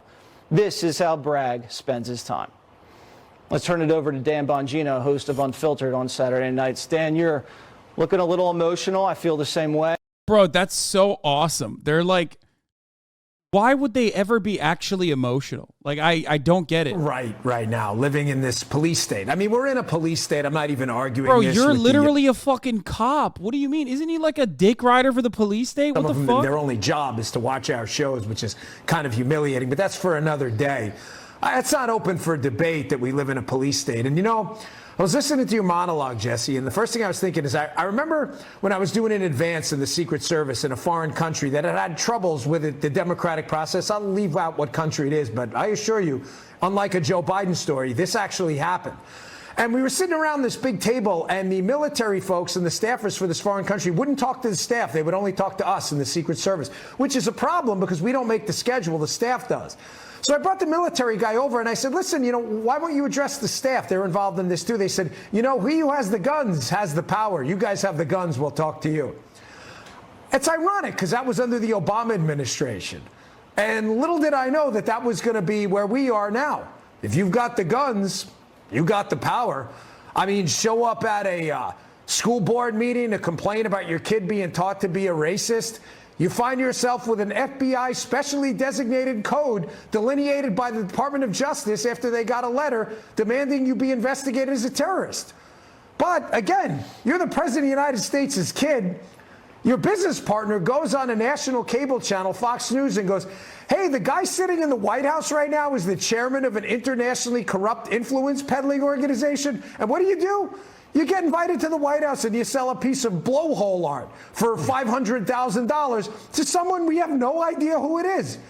And I heard a liberal on this network before, too, as well say, which I thought was the most telling statement, and she may have been sitting right next to you. It was really incredible, and she's not here to defend herself. Look at these hogs. But it's funny when they say the quiet part out loud.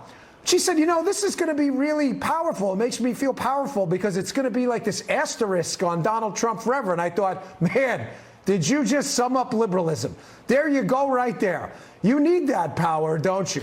You needed this so bad. You need him in handcuffs so bad. Now, let me just say one more thing. Sure. Sorry, I don't mean to hijack your show, but listen, you may have just handed Donald Trump the indictment. With the indictment along with probably the greatest Freudian slip ever. You've handed him an indictment while handing him the nomination. At the same time, you may have just, I don't know. I mean, I don't want to get out ahead of my skis. There's a lot of time here.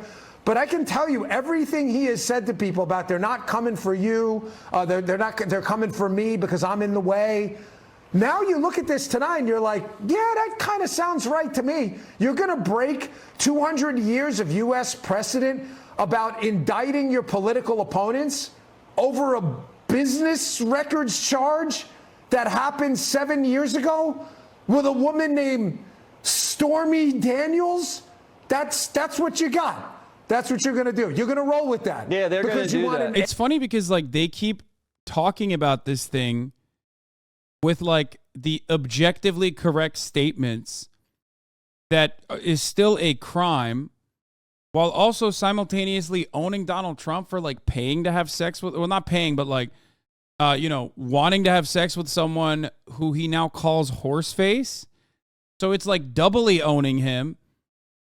But because they're saying it with this weird accent, or saying it with a tone that indicates sarcasm, that you're supposed to go and be like, yeah, they're really spitting right now.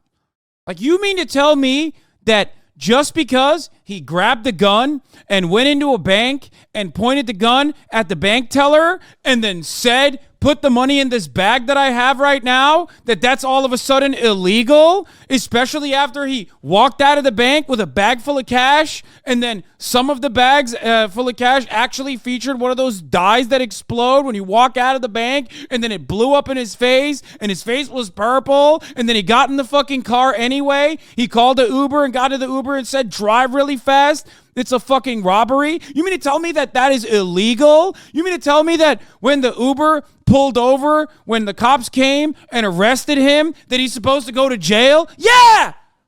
Yeah! You just described the crime. It's a fucking police state. Man. On it. Yet liberals always have the opportunity to do the right thing. And it's amazing how they never miss an opportunity to miss an opportunity. Well, if they had the votes, why are they doing this, Dan? I mean, you had Joe Biden had more votes than any other president in American history. He has the votes. 81 million Why votes. is he locking up his opponent if he's gonna get reelected? We have actually now a statement from the DeSantis There's team. no way they're posting like this. It says this. The weaponization of the legal system to advance a political agenda turns the rule of law on its head. It is un-American. The Soros-backed Manhattan district attorney has consistently bent the law to downgrade felonies and to excuse criminal misconduct. Yet, now he's stretching the law to target a political opponent. Florida will not assist in an extradition request given the questionable circumstances at issue with this Soros-backed Manhattan prosecutor and his political agenda. So they're not allowing the former president to zoom in for this arraignment. They're demanding, we believe, he go to Manhattan and get booked and fingerprinted and get the mugshot. Is the extradition situation in play, as DeSantis suggests? I doubt it. The governor did the right thing there. That was a smart and ethically the right thing to do, because this is clearly a police state maneuver by Alvin Bragg. No, and I'll tell you why. Imagine you're in vacation on the Bahamas on the weekend, right, or whatever you're doing, and the FBI calls you and says, hey, we're going to indict you on Monday on some kind of whatever charge, felonious mopery. And you say, well, all right, I'll be back on Tuesday. They're not going to seek extradition unless there's a complication about you turning up in court. So, I doubt that's going to happen. But think about how pathetic this case really was. You have 23 grand jurors, right? You only need 12, so you need about half, right? You don't even need beyond a reasonable doubt evidence that the subject you're talking about is guilty. You need just probable cause that a crime was committed. And it took them months to get that. And you're suggesting to me that... Wait, you mean to tell me that, like, the DA on this took it super seriously and took a super long time to, like, indict a former president, a historic indictment? That's crazy. Wow. I mean, that alone indicates that, everybody knows if an investigation takes too long, that means no crime, That's how that works. Like, if the case takes too long, then you can't put anybody in jail, really. Ray gave a press conference right there about how the police state is being used to destroy the constitutional republic so many fought so bravely to hand down to this generation. That will be one of the greatest political speeches. If Trump does the race, okay, that would be incredible. Okay? If he just fucking if he just ran away from the... Oh, my God. I mean, it would never happen, but fuck, man. It'd be so sick.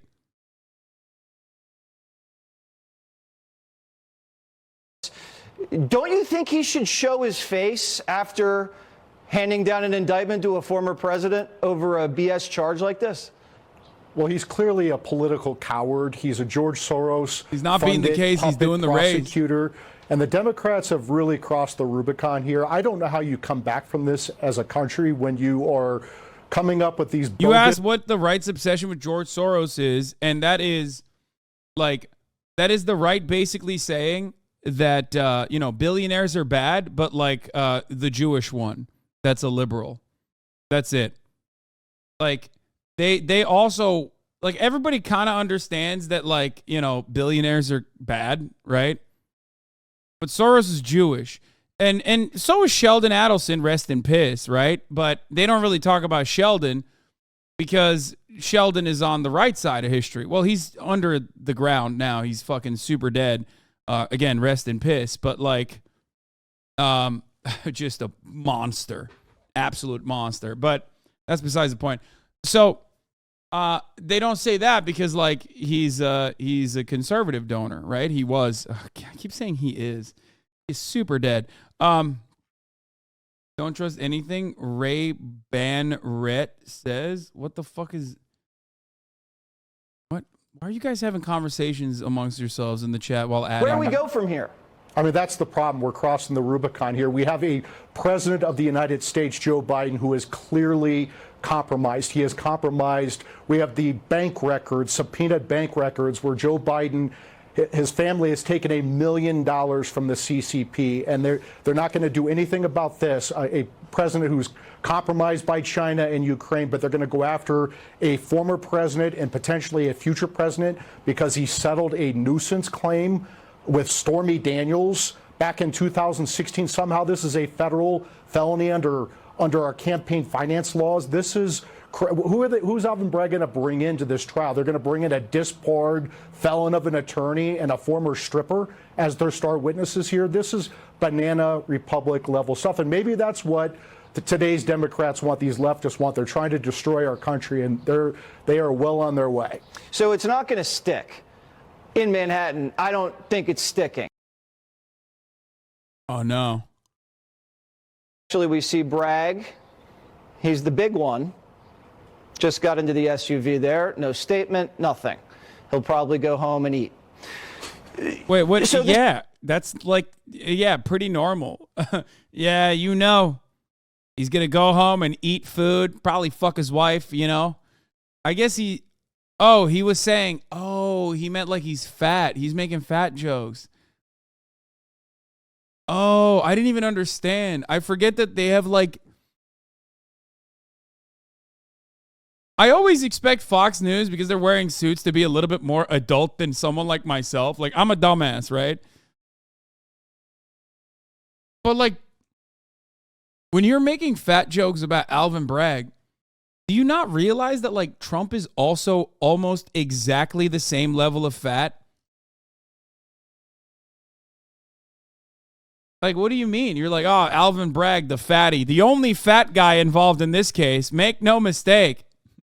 Like, you know what I mean? I'm wearing a suit because of the unique day chat. We have a Garland-appointed special counsel, Jack Smith, going after President Trump for the non-crime of having his presidential records in the office of former president in Mar-a-Lago, which is allowed by the Presidential Records Act. You have that Fulton County DA, Fannie Willis, going after Trump for objecting to a presidential election, which you're allowed to do under the Electoral Count Act of 1887. Democrats did it in 1969, 2001, 2005, 2017, but now they're going to get Trump about this, and now they're going after him for settling a nuisance claim from 2016. This is part of a pattern by the Democrats. They are afraid they can't beat him in the polls, so they're going to indict him. All right, Trump Mike, is virile fat, not soy fat. Yeah. On the 5, Judge Jeanine Pirro. Judge, your thoughts on today's development?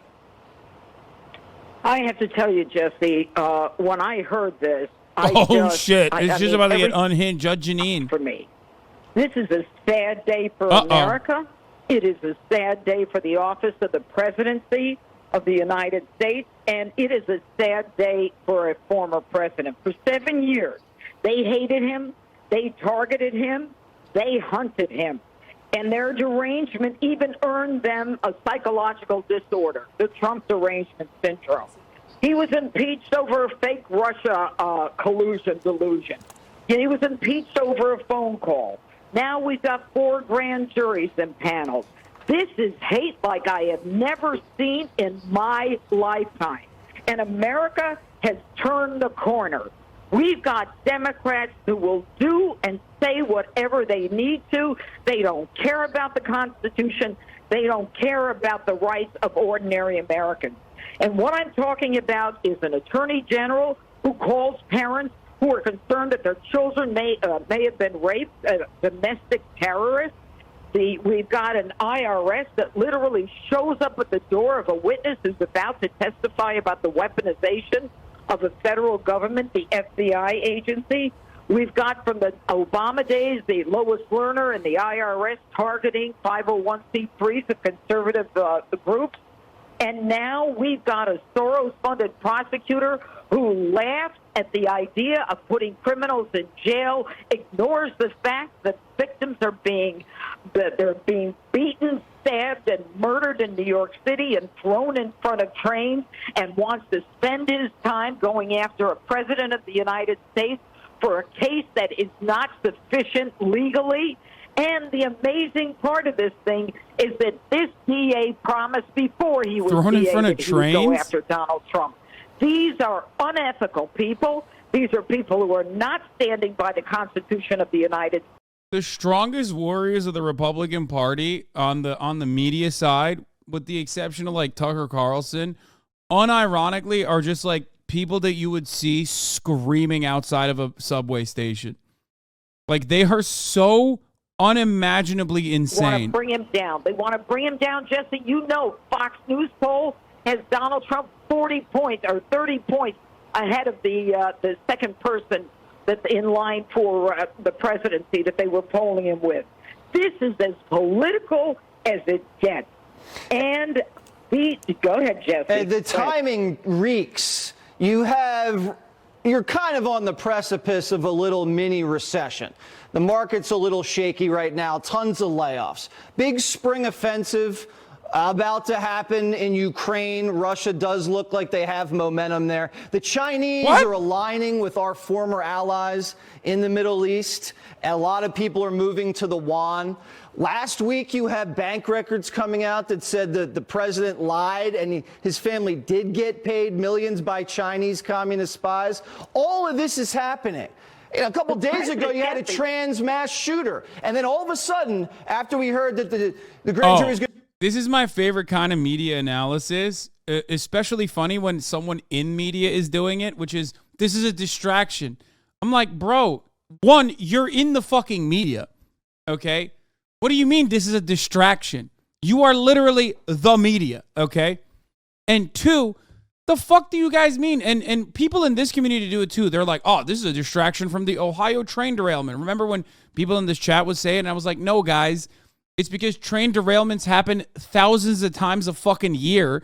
And that's why nobody gives a shit about it, because it's like considered a normal part. What I do know is that Americans don't think this country is on the right track. Americans are fearful about the economy, and we're in a hell of a mess right now. John Miller tells Aaron Burnett that his sources say Trump charges with 34 counts related to falsifying business records. Wait, what? Candidate for president reached a third world country tactic, and this is wrong. They have been. You are just angry by default? Are you just angry by default? Not really. I mean, this is a funny day. I'm not angry at all today. Wait, hold on. Maybe we should be looking at like CNN and shit, because I was just looking at the funny content angle by just covering what Fox News is saying about it, but they have been remarkably silent. They have been remarkably silent on like all the factual stuff about this case thus far, and just fucking crying. Trump team talking points leaked. What? We don't know. I don't know if this is real. This is real or not. It's, just some fucking shit on Twitter. Come on. Anyway, what I was saying is, like, every time there's something new coming out of like CNN, it's like Trump's defense attorney called in and said that Trump will go in next week. John Miller tells Aaron Burnett that his sources say Trump charges are 34 counts related to falsifying business records. Meanwhile, on the Fox News side, they're just like not talking about anything. They're just like, it's a witch hunt. It's a hoax. They want to take down Trump. There's no evidence. There's no facts on the matter whatsoever. Change title? Why? I mean, it's true though. CNN is excited. I mean, yeah, CNN is too excited, which is why I didn't want to show. I didn't want to show what the fuck they were talking about, because, like, it's boring. Oh, Trump indicated. Yeah. No, I don't want to do that because, I need to effectively communicate. These documents and the specifics, I think, there will be a lot of people weighing in. Is there probable cause that a crime was committed? But more importantly, the prosecutorial discretion. And would another person be indicted under the same criteria?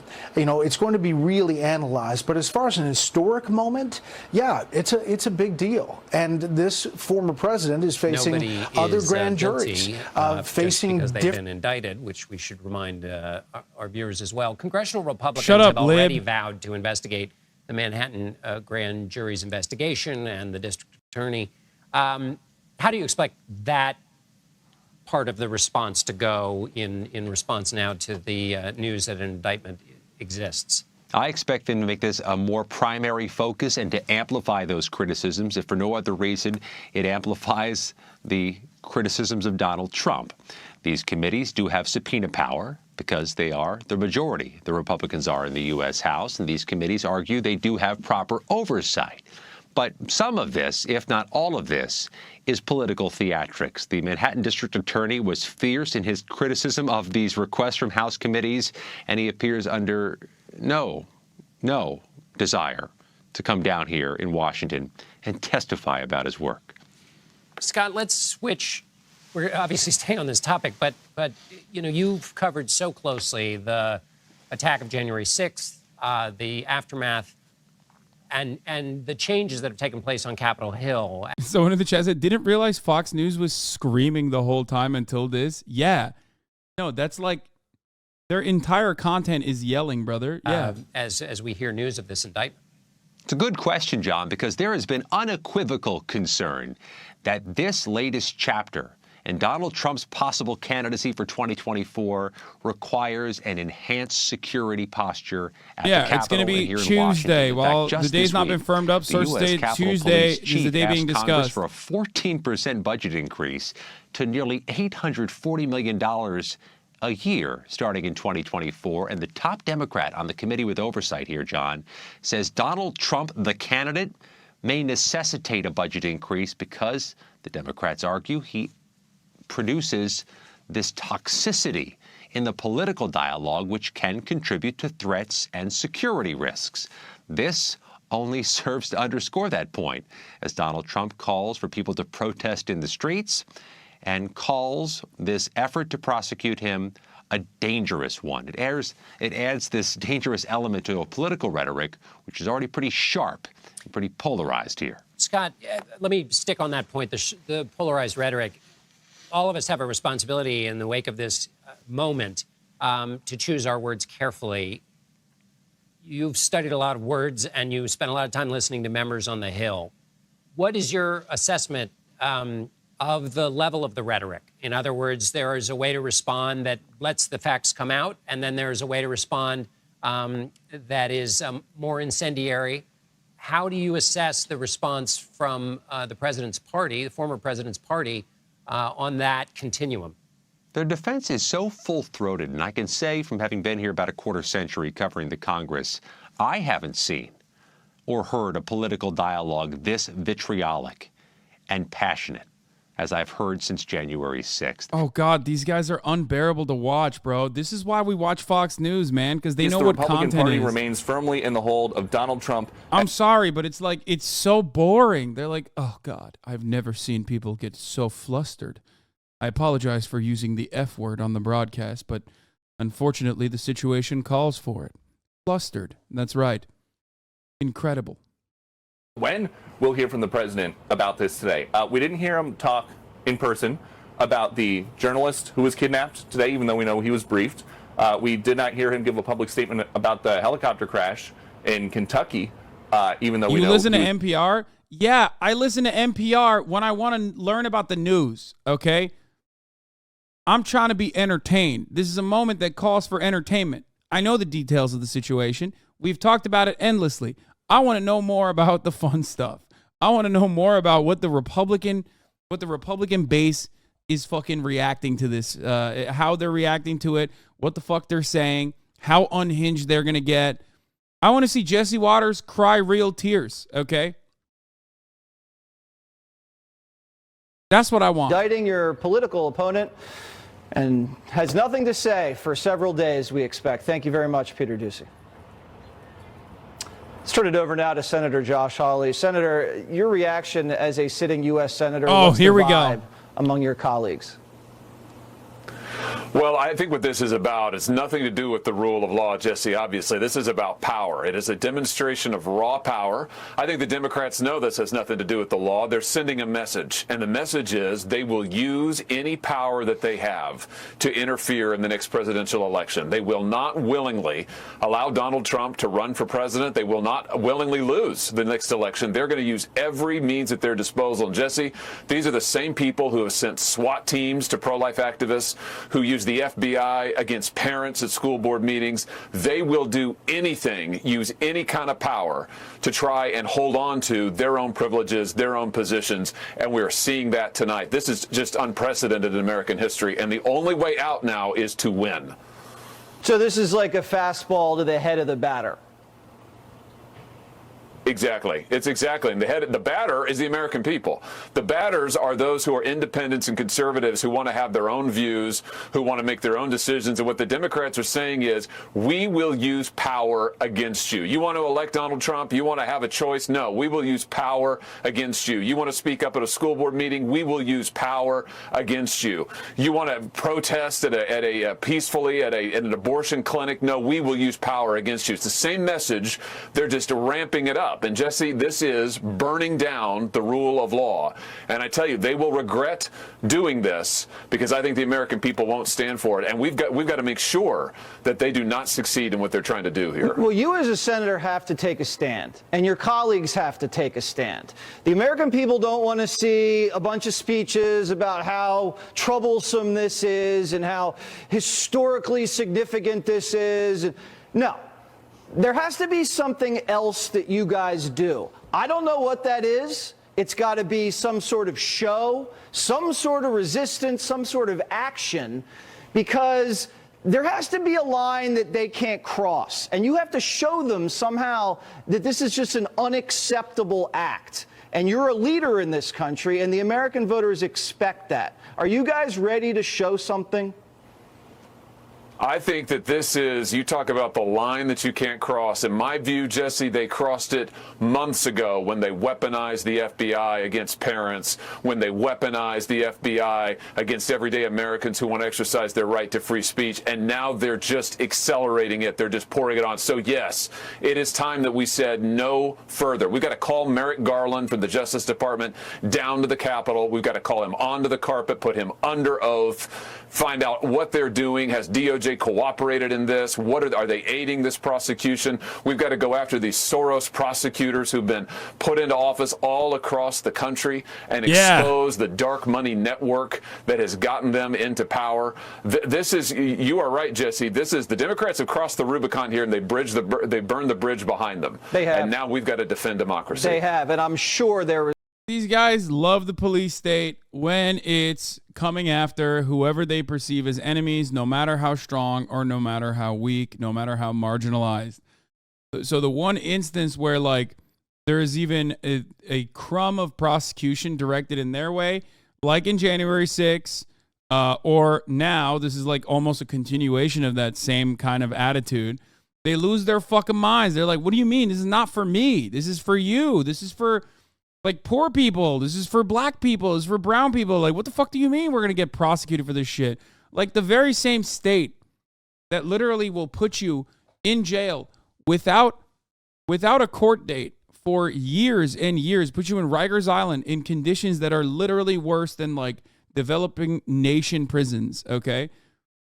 Without a trial, mind you, okay? Innocent until proven guilty. That very same state turns around and indicts Donald Trump for apparently 34 different fucking counts. And you watch these guys lose their fucking shit. The very same people that are like, no, actually, Khalif Browder should have been in jail for even longer. That kind of attitude comes from these people all the time. Maybe not directly towards Khalif Browder, but those exactly like him. That kind of oppression is not only justified, but defended every single fucking day on this broadcast. And then the one moment that like someone who is rich, powerful, white, Republican, openly conservative, defends the structures, the power structures that they advocate for, defends their fucking bottom line, defends their corporate overlords' bottom lines. All of a sudden, they're like, we got to fucking abolish prisons. What the fuck is this shit? You believe that? He indicted a former president and then left for dinner and didn't say a word. Not only did they leak indictments, they leaked the lie that he was... the irony, of course, if he said something, they were like, look at him trying to fucking take advantage of the fact that he's in the spotlight. About veterans. Are you ready? You represent him in the case down in Florida with the documents. Are you ready for how vicious these people are? These people are vicious. Do you have what it takes? Well, I sure hope so. And I think there's a lot of people pulling for us beyond friends and family. I think it's a very important calling, whether you love President Trump or not. I mean, this is the rule of law that is literally being attacked every day. And I will tell you from the Florida perspective and also the January 6th perspective, we are seeing prosecutorial overreach left and right. And my hope is, Jesse, there's a phrase that lawyers use sometimes, the truth will out, meaning no matter how hard people try to suppress things, the truth eventually gets out. If the truth gets out about the decision-making process of people like Soros Jr. in New York and DOJ and the Attorney General when it comes to their tactics, their behavior, their heavy-handedness, their criminalization of civil disputes, if that all sees daylight someday, then I have faith we might be able to patch back a first-world criminal justice system instead of the third-world one we're descending into. Well, I would hope so, but the truth came out about the lab leaks, so what? Nothing's being done to Fauci about it. Truth came out about the censorship before the election. They're still not doing anything with Hunter. I mean, I don't have a lot of faith in the legal system anymore. I honestly don't. I think the legal system's been warped, and I don't think people trust it anymore. Lots more people than you think. Thank you very much, Trusty. We appreciate it. Let's now bring in Paul Morrow, former NYPD inspector and attorney. So this is just the indictment. Yeah. They're expecting action here in Manhattan next week. What would that look like? So my understanding is that they're likely to produce him sometime early next week. And my understanding also is that the Secret Service is not going to leave his side throughout the entire booking process. Obviously, the rules here are going to be different than they normally would be. They're going to bring him in, and, you know, you talked about it earlier. He's going to be fingerprinted, and he's going to get that mug shot, which I think is really the, pot of gold at the end of the rainbow here for the prosecution. Yes, it is! And then he'll likely... Dude, the funniest part about it is that everyone's excited for that. Like, Republicans are excited for that because every Trump supporter also runs like a fucking Redbubble-style drop shipping shop where they will definitely put that mugshot on a T-shirt and try to sell it. Every liberal is excited because they're going to bust the fucking fattest cum tributes you've ever seen to photos of Donald Trump's mugshots.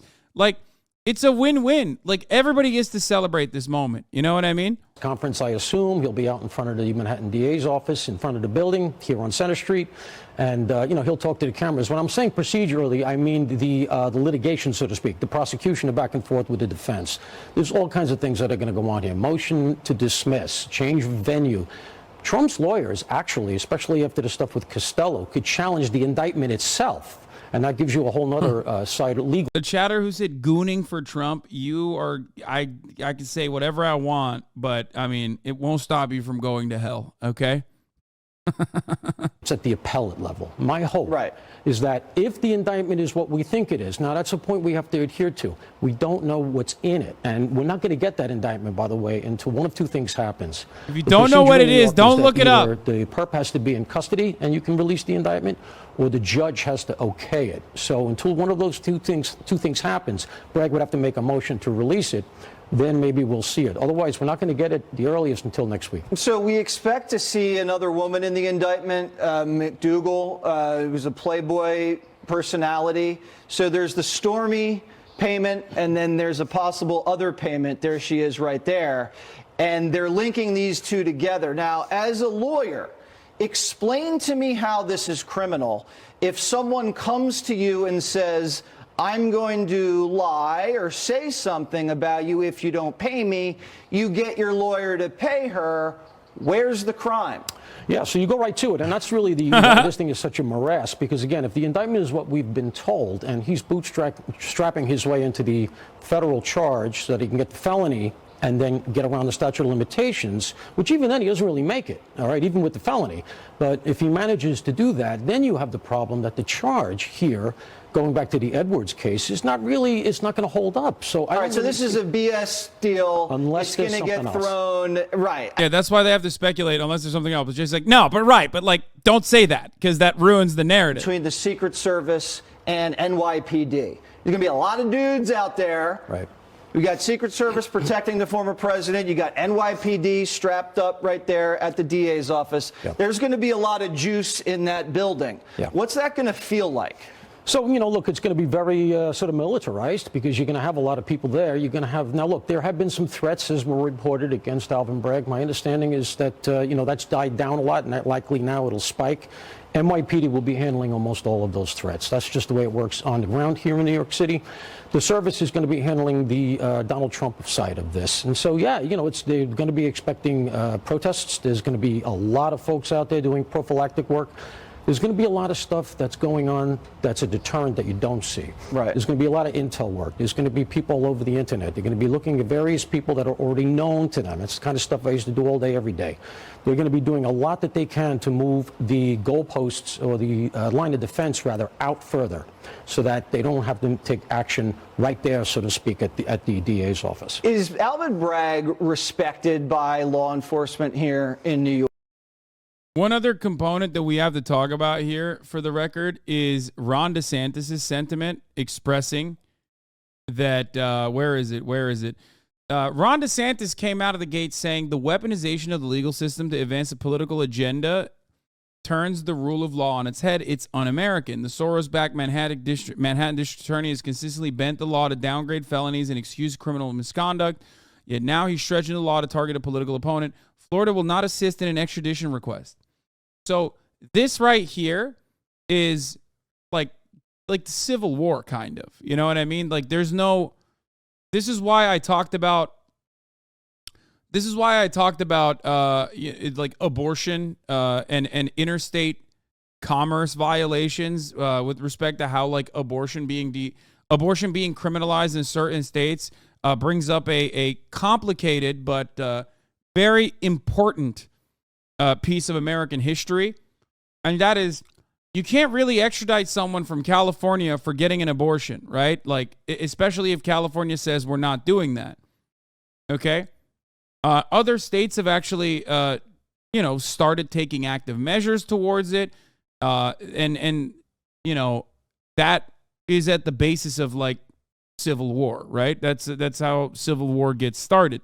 Now, do I think it's going to happen? No. Do I think it's going to happen over Ron DeSantis, who we know definitely wants to run against Donald Trump, protecting Donald Trump, shielding Donald Trump from extradition requests from New York? Abso-fucking-lutely not. Now, what's really funny about this is that the likelihood that the Trump team bullied Ron DeSantis into posting something like this, and then immediately afterwards said that they were going to go out and peacefully release Donald Trump to the authorities, is pretty funny, because he is so omega cucked.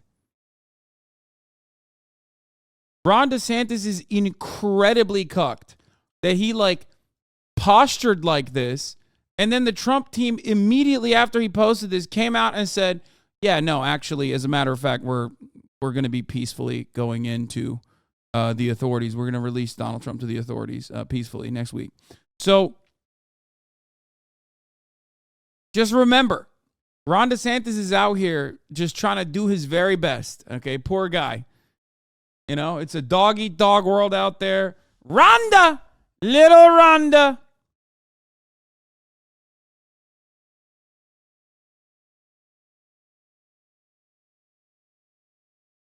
Still waiting.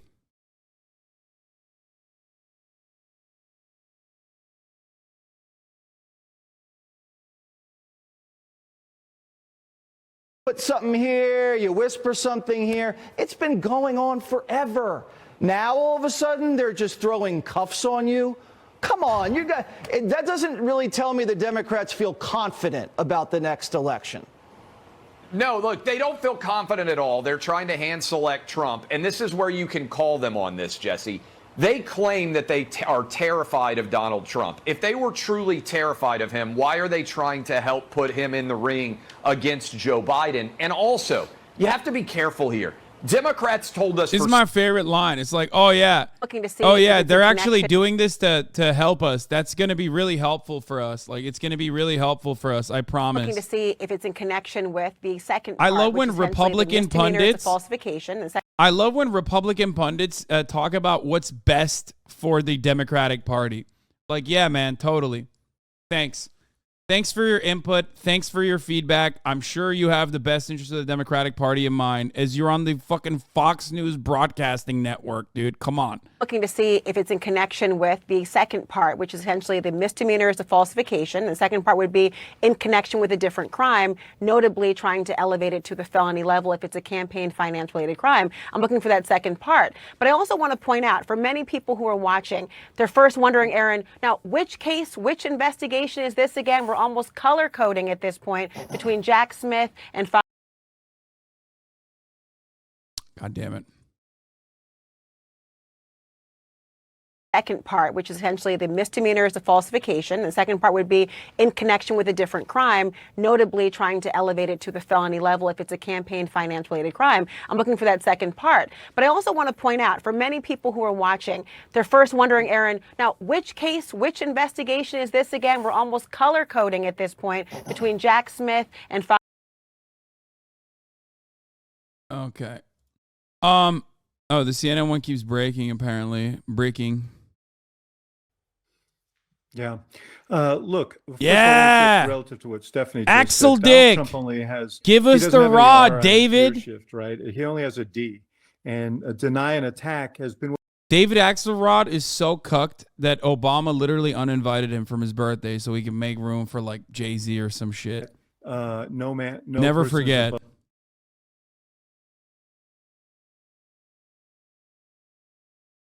Oh, what the fuck? All of these, they're all breaking. They're all breaking. That Donald Trump only has, he doesn't have any R on his gear shift, right? He only has a D. And deny an attack has been what he's done all his life. I can't imagine that he won't do that here. But in terms of the DA, look, I think he'll make the case that no person is above.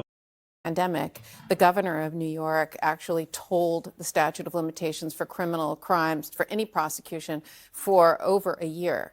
And so that period of time will be told for all felonies, including this one. And I think the third potential legal argument that they're going to rely on for tolling is the Office of Legal Counsel in the Department of Justice, although it's a separate federal entity. There is a policy about not indicting a sitting president. So one could argue that at the time that he was president, you could not indict him. Karen makes it sound like it's this one pretty much, at least from the way she lays it out so clearly. Yes, you're going to have to make the argument, but the argument seems pretty clear on the side of you're within the statute. That's right. He's not the first person that would complain about the statute of limitations under these circumstances. Right. It's been litigated. So the governor's order on COVID extending the statute of limitations, that one's already been litigated in New York courts. The presidential immunity is a special one that hasn't been, but if they needed to turn to that, then that one would be a novel question. But I just wanted to say one thing about Chris Kice's focus on Alvin Bragg and this painting him as a political animal. Yep. 2 data points. One, his predecessor, Cy Vance, as the district attorney on his way out the door, said that he supported an indictment of Trump for these financial charges, but he left it to Bragg to decide. So, Professional courtesy, you're saying? Absolutely, Okay. but also a person with not future political ambitions, and he supported an indictment based on the evidence that they handed it to Bragg. Then 2 senior prosecutors in Bragg's office said, bring it now or we're going to go public against you. And he said it's not ready. He did the opposite of a political thing. He said the evidence is not there yet. And also, Laura, to make the point here, if from John Miller's reporting, right, if this is 34 charges for falsification of business documents, John was very careful to say that's this indictment, right? This grand jury is not disbanded, right? I mean, we don't know what else is coming. There's a lot still that we don't know as to whether this is the beginning, the middle, or the end for Alvin Bragg charges against Donald Trump. Absolutely. They sit for a 6-month period. We don't know all the cases they're actually looking at or whether there is a larger scope in all this. But I do want to point out Governor Ron DeSantis's extradition statement about how he's not going to support his role as a governor of a different state in a country where the Constitution requires interstate extradition to have the role of a governor be very ministerial. He will have to essentially have the sign off from Governor Kathy Hochul. He can slow roll it. He could try to use a committee or delegate responsibility about signing off on it and figuring out whether or not all the I's are dotted and T's are crossed. But the only other avenue that Trump would have if the slow rolling does not actually occur is to appeal to a judge to say this indictment is not lawful and try convincing a judge that a grand jury and what they have decided is somehow not to be credited. So his statement, although lengthy, doesn't have a whole lot of meat on the bone. All right. Thank you very much. And all of you, please stay with us. Our breaking news coverage will continue. We're just going to take a short break. Sunday nights, we're trying something a little different. Damn. One whole story. Fox, here's how you know Fox News is a real one. They're not running ads in between this. A number of communities. I was wrong. Okay, never mind. I was wrong. Everyone's running ads now. Last okay. Friday. podcast, streaming on Oh my CBS God. Okay. There's a commercial break on every motherfucking website, dude. That's crazy. Anyway, not here though, obviously. Donald Trump Jr. has been crying the entire day. We're obviously going to be covering that finally. Okay. Got to get you up to date, up to speed on that. Donald Trump Jr. says, this isn't just the radical left weaponizing the government to target their political enemies. This is them weaponizing the government to interfere in the 2024 election to stop Trump. The only solution is to shove it down their throats and put him back in the White House. Donald Trump was infinitely stronger and had a stronger base of support when he was the president than where he's at right now.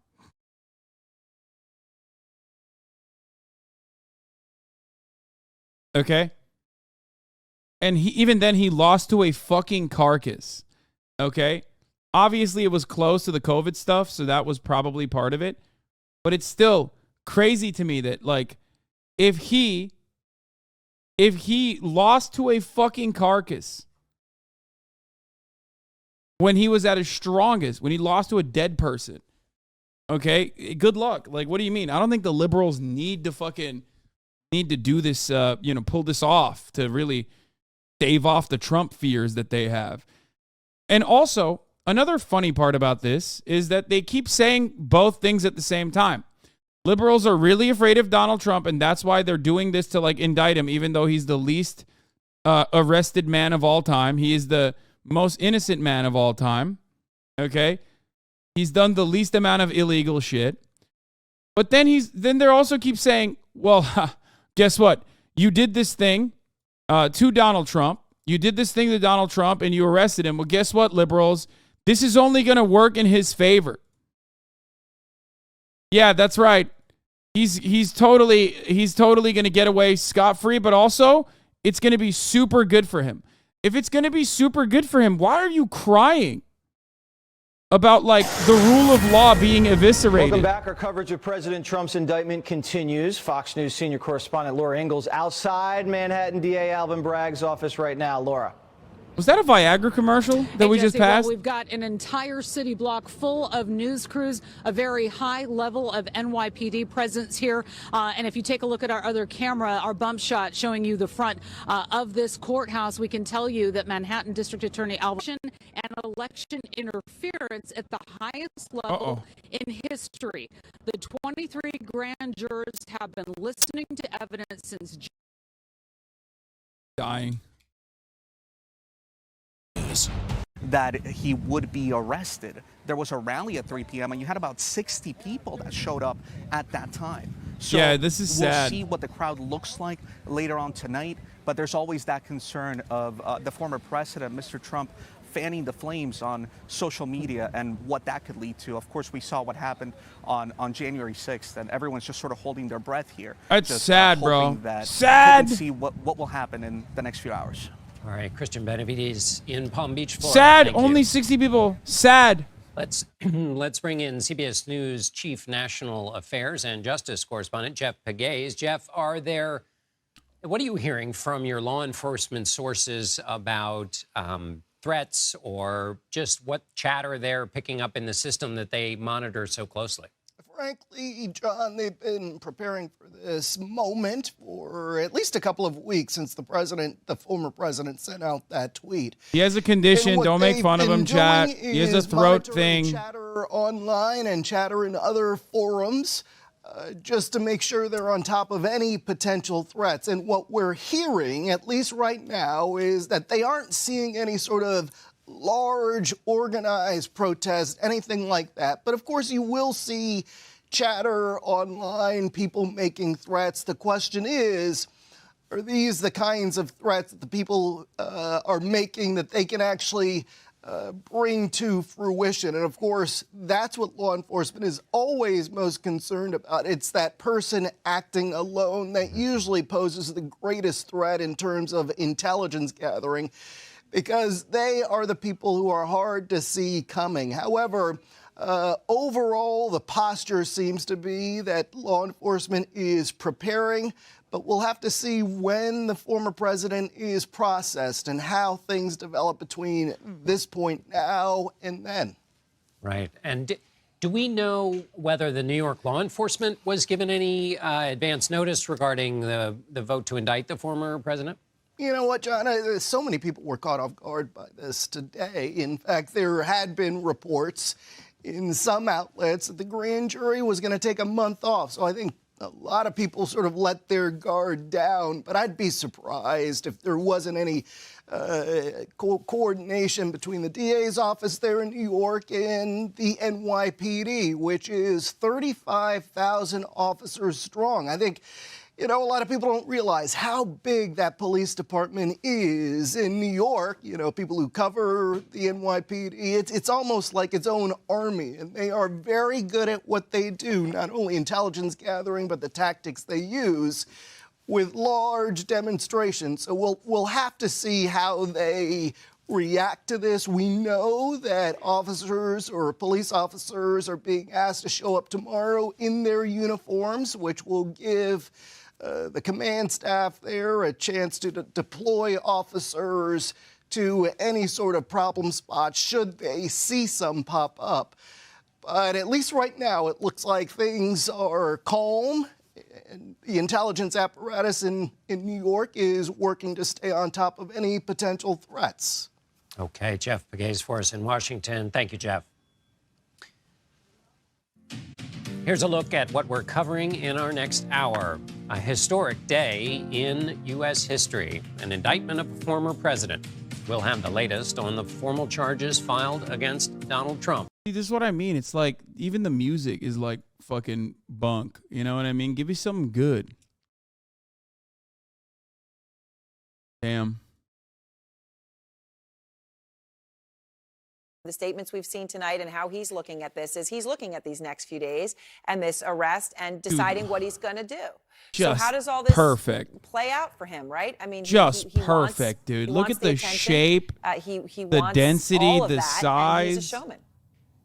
Just everything. Yeah, so, Aaron, you're exactly correct. I don't think, look, I don't think Donald Trump wants attention this way, but, you know, you'll see the president being defiant, I think, and pushing back harder than you've ever seen before. You know, your viewers and people in America, I think, are asking right now, you know, what's changed? What's changed in the 6 years? This case has been lingering for 6 years. Cy Vance, the former district attorney for Manhattan, had it, took a look at it, decided to take a pass. Southern District of New York looked at it, took a pass. And so what has changed over the 6 years? And I think people have come to the realization that politics have changed. That's the one thing that's changed. And I think they view this as a persecution and not a prosecution. And I think that's Republican-wide. I think you have a lot of points, and independents do as well. Of people supporting him. Independents do as well. We saw 70% Right, yeah, of them, right, felt that yeah. this was politically motivated. But what do you make about the point Ryan Goodman made, which was that when Cy Vance left, he said he supported charges, but By the way, he was leaving it. Cy Vance literally refused to prosecute Trump's children, like on charges that he absolutely could have prosecuted them on back in the day. Like, people forget that the previous Manhattan DA was actually kind of a fucking shithead. Okay, I don't know enough about Alvin Bragg, but let's be fucking real. Like, it's not like Cy Vance was great ever. Like, to point to him and his like lack of interest in like prosecuting Trump or his children is kind of wild to me. First impeachment, right? The second impeachment. You know, every time since Donald Trump is the president is. I cannot wait for Tucker Carlson, right? dude. The first on Inauguration Day, the Washington Post said, you know, Democrats looking to impeach Trump, right? Yeah. So he views it. His supporters view it kind of the same way they viewed everything: political. And of course, he said the golden escalator. I mean, there's some things, you know, the things that so many have tired of from him are still the things that are the bread and butter of his statement. I would want to jip him, the golden elevator. There you go. Yeah. So just to add into the conversation, Ryan, I want to give you this guy literally, if he wasn't Trump's campaign manager at a certain point, like he would have been the manager of every police. Okay. He literally is the most police manager looking person. He's the king of the cops. Matters. In fact, a bigger matter. That's right. So Alvin Bragg promised that he would publicly tell us, the public, if he decided to either drop or indict Trump for the investigations that he inherited. And the other investigation that he inherited what from Cy happened? Vance is a What's big the one slur? Did I miss on it? what we can think of as bank fraud. What was the slur? Tucker's on. It's not on yet on here because it's this is in delay. This is on delay. Oh, he used the G slur, like the actual. Don't know, and they have time. Yes, they do. They're still sitting. Yes. And David Urban, I'll give the last word to you. That is the big question for the former president. There's this indictment. Sure. There's possibly another one. There's Georgia. There's the special counsel. We are at the beginning of the beginning here, not the end. God damn. Right. Yeah, no, it is the beginning of the beginning, and that's the troubling part. The beginning of the top of the hour ad break. That's right. Because at the top of the hour, there's a 3-minute ad break. If you no longer want to see those ads, all you need to do is subscribe. We're waiting on Tucker Carlson to go live and give us that delicious, juicy goodness. What percentage of Fox viewers do hog watch, you think? And why is that why they're the biggest broadcast? No. Fox News is the most popular broadcast because, one, they're entertaining. And two, there are a lot of people that there was a Pew Media study conducted on this matter. The reason why Fox News is the most popular broadcast is because 90% of conservatives almost exclusively get all their news from Fox News, whereas the media diet of a liberal is very diverse. They go to New York Times, CNN, MSNBC, and even Fox News as well. So that's the reason why it's very different. That's the reason why they consolidate on Fox News. That's why it's kind of similar to how you consolidate here. If you're under 35 years old, you're most likely getting your news from me. Jay Hopper 04, Nikki Bigelow, and Made by Juan. Thank you for the 5 gifted subs. Jay Hopper, thank you for the 10 gifted subs. Allowing 20 people to no longer see the ads total at the top of the hour. Is a 3-minute ad break now. Can you quickly go to your chat arena settings? No, I don't want to hide. I want to keep hiding moderator actions. That's why you can't see auto-modded messages in our timeouts anymore. No, that's good. It's a good thing. I don't want to see it. It limits my malding spectacularly. So in one sense, we are on something of familiar ground here with an angry, apparently cornered Donald Trump lashing out and also cashing in. In another sense, of course, this is a whole new world for all of us. And the first sad words in a never-before-written chapter of American history. If you're older than 35, that doesn't mean you're in the wrong place, by This the way. is very much a story just breaking. In the hours ahead, we'll look at what is happening now, what happens next as this indictment and potentially other indictments unfold, and what our legal and political team make of it all as we look there at the airport in West Palm Beach, where the former president will be expected to depart likely next week. We have reporters on both ends of the former president's upcoming journey. CNN's Karis Canales at the courthouse in Lower Manhattan. Why'd they have people posted up outside the courthouse? It's not like anything's going to happen right now. Apparently believes is a crime. Either way, the net result is Donald Trump is the first former president of the United States ever to be indicted. So no matter what happens next, we can be certain there is no coming back from this moment. There could be retaliation from red states. The governor of Florida has already said, Ron DeSantis has already issued a statement saying that he will not participate in any extradition of Donald Trump to New York. That's apparently scheduled for next week. As you can probably tell, we're not certain of the full outlines of the story, but we know this moment is a historic one. We want to set tonight in facts, those that we have so far. We're going to do that as we always do with the help of Fox's Trace Gallagher, who is with us tonight on set. Hey, Trace. And we're going to have more of DeSantis coming up on this, but it's important to remember, Tucker, that Manhattan District Attorney Alvin Bragg has chosen to pursue a case that was... Always remember that Tucker Carlson fucking hates Donald Trump, by the way. Remember, private phone text messages between Tucker Carlson and numerous other Fox News commentators revealed that Tucker Carlson despises Donald Trump and is, in many respects, fearful of him and his fan base. As Tucker was saying, is centered around a $130,000 payment to porn star Stormy Daniels, who claims she had an affair with Trump. The DA, Alvin Bragg, could not charge this case as a misdemeanor because the statute of limitations on a misdemeanor ran out back in 2018. And to charge it as a felony, the Manhattan DA had to perform what many call legal gymnastics and say it was a campaign finance violation going down that road. Numerous legal experts have pointed out that it would be monumentally improbable to prove that Donald Trump paid Stormy Daniels in an effort to win the White House instead of, say, an effort to save his marriage, etc. Here's law professor Jonathan Turley weighing in on the indictment just a short time ago. Watch. The concern is that if this theory is actually the basis of the indictment, then this is a rather ignoble moment in history. Donald Trump may be the... It's not a crime, but even if it was a crime, it's not all that bad. Even if it was all that bad, Michael Cohen already went to jail for it when he was working at the behest of Donald Trump. Is the most airtight, solid legal defense you can use Donald here. Trump directed him to pay Stormy Daniels the hush money on the eve of the 2016 election in exchange for keeping her quiet. But Michael Cohen is also a convicted felon who's known for stretching the truth. Cohen's former legal advisor, a man named Robert Costello, who testified before this grand jury, was on Tucker Carlson tonight back on March 20th. Watch this. I called them up after I saw Michael Cohen on TV stating things that he said he was going to tell the grand jury and had told the grand jury that were contrary to what he told us when we first represented him. I love calling Michael Cohen a convicted felon because why is he a convicted felon?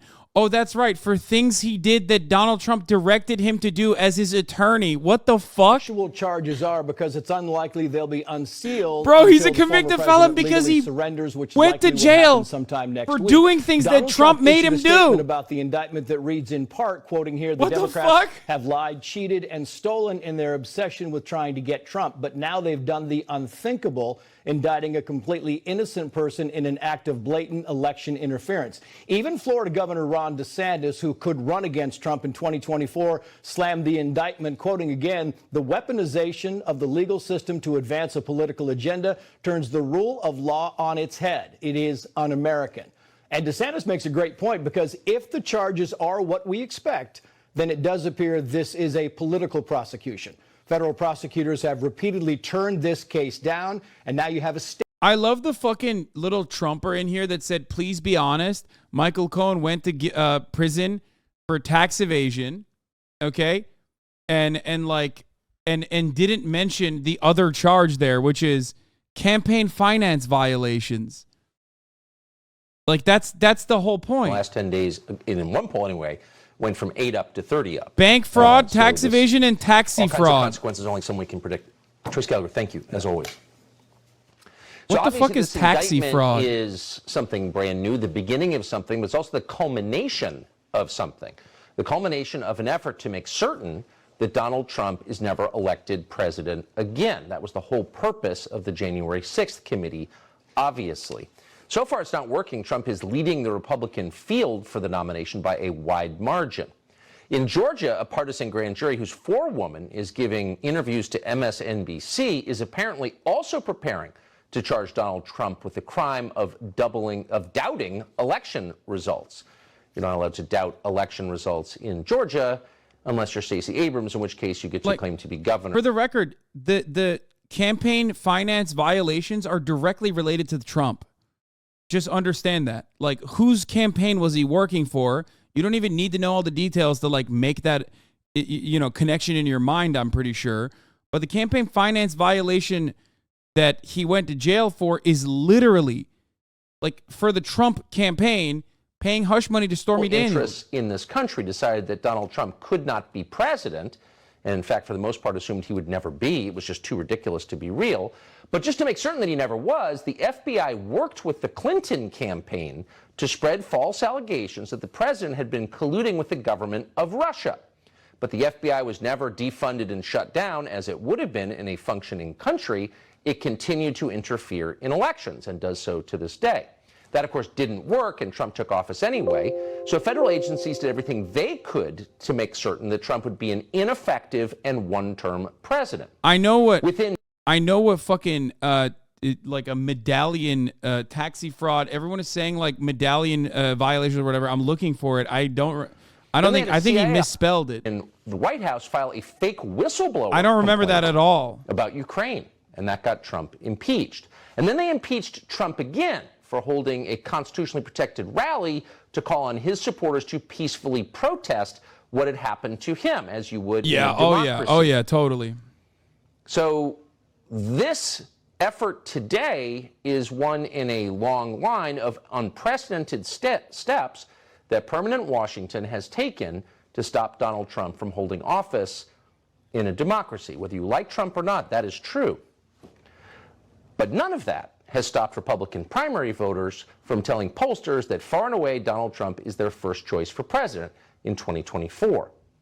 In fact, it may have changed their minds and made them support Trump again. Maybe not because they love Trump, but because they hate to see their beloved system destroyed, subverted and destroyed for political reasons. Bro, we know you hate Trump. So the rule of law appears to be suspended tonight, not just for Trump, but he hates Trump. He hates Trump's fan base, but he knows that's his like main fucking audience. Police officers and seized control of the Tennessee State House. They did that today, and no one's going to go to jail. Trans Biden voters can execute Christian children. What? And the Biden White House will explain that actually the trans community, the transgenderists, are the real victim. This is what it seems to be. It's a political purge. Had to bring it back to trans people somehow, you know? It's Tucker Carlson. Republican leaders in Washington are naturally calling for a surrender. Asa Hutchinson is saying that Donald Trump needs to withdraw now because Alvin Bragg doesn't like him. So one of the reasons that Trump won in the first place in 2016 is because people like Asa Hutchinson, people who have no interest in winning or governing, and least of all in representing their actual voters or their interests, people like that have been in charge of the Republican Party for generations now, and its voters are sick of it. And if those people continue to run the Republican Party much longer, that party will no longer exist within a few years. There'll be no reason to have it. What you're seeing now is lawlessness, and the question is who can stop it. Lawlessness. Alina Habba is Donald Trump's attorney. Alina joins us tonight. Alina, thank you so much for coming on. I guess the key question here, there's so much to sort out, but what do you believe the former president will be charged with? Well, he'll be charged with something he didn't do. We know that for a fact from Michael Cohen himself and his lawyers. But I think it's going to be a books and records kind of charge. And knowing Alvin Bragg, the Soros-backed DA, I assume that he's going to try and stack several of these misdemeanors that a normal person would never be indicted for, let alone charged with, and try and make a felony of something that the FEC, you know, basically the FEC has already turned down and the federal prosecutors. But, you know, that's what happens when he's leading in the polls. I mean, you wonder how a DA who's decriminalized violent crime effectively, and he has, that's not an overstatement, could decide that a bookkeeping error is a felony. That's right. That's right. And you know what else, Tucker? We've seen this DA in particular. Let's just take Alvin Bragg. Let's take out all the political stuff that everybody's already spoken about ad nauseum. This DA in particular is the king of woke, right? He is Mr. I don't believe in putting people in jail, and I don't believe in felonies, and I turn felonies into misdemeanors. I think he went from 50-something percent to 28%. I love Republicans but when it's so Donald much. Trump, he's trying to do the reverse. I love Republicans so much because they literally channel the most childish sentiments. Like they speak like they're 5-year-olds when they're talking about some serious shit. And then create something out of nothing. It's a really sad day in our country, Tucker. I mean, no matter what your politics are, it's a sad day in our country. And no matter what your politics, that's exactly right. If you believe in our system and you want it to continue, you have to raise your hand and say stop, because this is too great an assault on our system, much greater than anything we saw on January 6th, that's for certain. So that raises the question that I'll pose to you about your client is, how is he going to respond to this? This is transparently political. It's an effort to take him out of the presidential race. That's not allowed. Will he participate in the process? Is he going to go to New York and be treated like a criminal? You know, I'm not the criminal attorneys handling this, obviously. I know my client well, though, and I know you know him. He's not one to cower. As he said in his statement, this is proof that we need to change this country immediately. I don't see him hiding from anything. I would be shocked if that would be the consequence or the result of this. I think he would deal with it head on. I would hope so. And that's for his legal team to deal with, that's handling this criminal issue. But it's just a sad thing for me. You know, they want this picture so badly that we have these DAs in Georgia. We have corrupt AGs in New York. We have corrupt DAs all over the country. And they're just trying to be the first one to get this for political purposes. But I think, Tucker, frankly, I think it's going to backfire. And I think we've seen that in the past couple of weeks. But you could kind of see, and clearly you would counsel him if he asked you to participate in this, but you could see us approaching a kind of postmodern moment where the system becomes so politicized and illegitimate and ridiculous that some people decide, I'm not playing along with this. Why would I participate in my own illegitimate humiliation? Can you sort of see that impulse? I don't think so. I think he should deal with it. My advice to him would be go in, face them, and make them look you in the eye, and make them look the American people in the eye. And you know what? You wanted drama. That's what you're going to get, because they're going to win. There is no crime here, and they're going to win. And DA Alvin Bragg will go down as the worst DA in history, and he's going to get his place in American history, and it's not going to be a good one. I think, my advice to him, Tucker, would be to go in, face them however which way they want. If they want a production, that's on them. I think they've already done that, frankly. And you know how it goes. We'll hear leaks, just like we did with that Georgia 4 woman that came out and wanted her moment on MSNBC. We'll see what happens. Does this moment feel dangerous to you? I'm sorry, what was that? Does this moment feel dangerous to you for the country? Oh, terrible. Terrible. I'm petrified for this country. I'm a lawyer, and bro, she can't even emote it. Get Bongino back on, dude. He was crying earlier. Supposed to take the laws of this country and abide by them no matter what my personal beliefs and politics are. And this is the most extreme, scariest moment from somebody within my profession. Oh, yeah. For those of you who didn't watch, you can see it in the VOD. Dan Bongino was crying. There's no better way to say it, Tucker. I'm petrified. On air, on camera. This is third world stuff. We don't put politics ahead of the law. We have a democracy. We have the right to vote. We have the right to have a fair and impartial jury. And evidently, if you're a Republican, Donald Trump, or famously, it's an indication that our system is completely corrupt when like a former president gets away with doing whatever the fuck they want. That's how that works. Bro, if anything, this is like the one instance that it's not as corrupt. What the fuck do you mean? Donald Trump personally didn't vote for him to stand up and defend the principle of equality under the law for the sake of America. Wouldn't that be reassuring for everybody right about now? Yeah. Yes. And I think that person, frankly, Tucker, should be the president of this country. I think that the president has an obligation to be that person. And I want to see what Karine Jean-Pierre says. I really hope for our country's sake, and I'm Donald Trump's attorney, but I'm an American citizen. And my parents are immigrants. And I'll tell you right now that I hope for our country's sake that the president stands up. I hope that the Congress is looking in. I know they asked DA Bragg to come in and he refused. Bro. I want this country to get on track. Period. I don't care how we do it, but the president, the leader of the free world, needs to do that. And we don't have the right people in that place right now, unfortunately. No, we don't. Lena Habba, the president's attorney, thank you very much. So as far as we know, and of course we could be wrong because we're very caught up in the story as it unfolds, but as far as we know, no prominent Democrat has stood up to defend the system against this perversion of the system. So that's so fucked up. I can't believe it, dude. I'm a prominent Democrat. I'm standing up. I'm saying, please don't arrest him, sir. For the nomination. And he'd like to win, but he thinks that this is a grave threat to the country. Vivek, thank you so much for coming on tonight. How do you view this indictment? This is a grave day in American democracy. I mean, this is a threat. This is fundamentally un-American. And Tucker, it's not even about Donald he ain't Trump. wrong. It is un-American. It's about every American, because if they can do it to Trump, they can do it to you. And this is something that's bigger than partisan politics. Yes, I would like to defeat Donald Trump in this primary and in the election. But I want to do it by convincing every voter to vote for me, because at the end of the day, the American... Oh, what the fuck? This guy's running for president? What? Who the fuck? He said, yes, I'd like to defeat Donald Trump. Like, who a megalol, bro? What do you mean?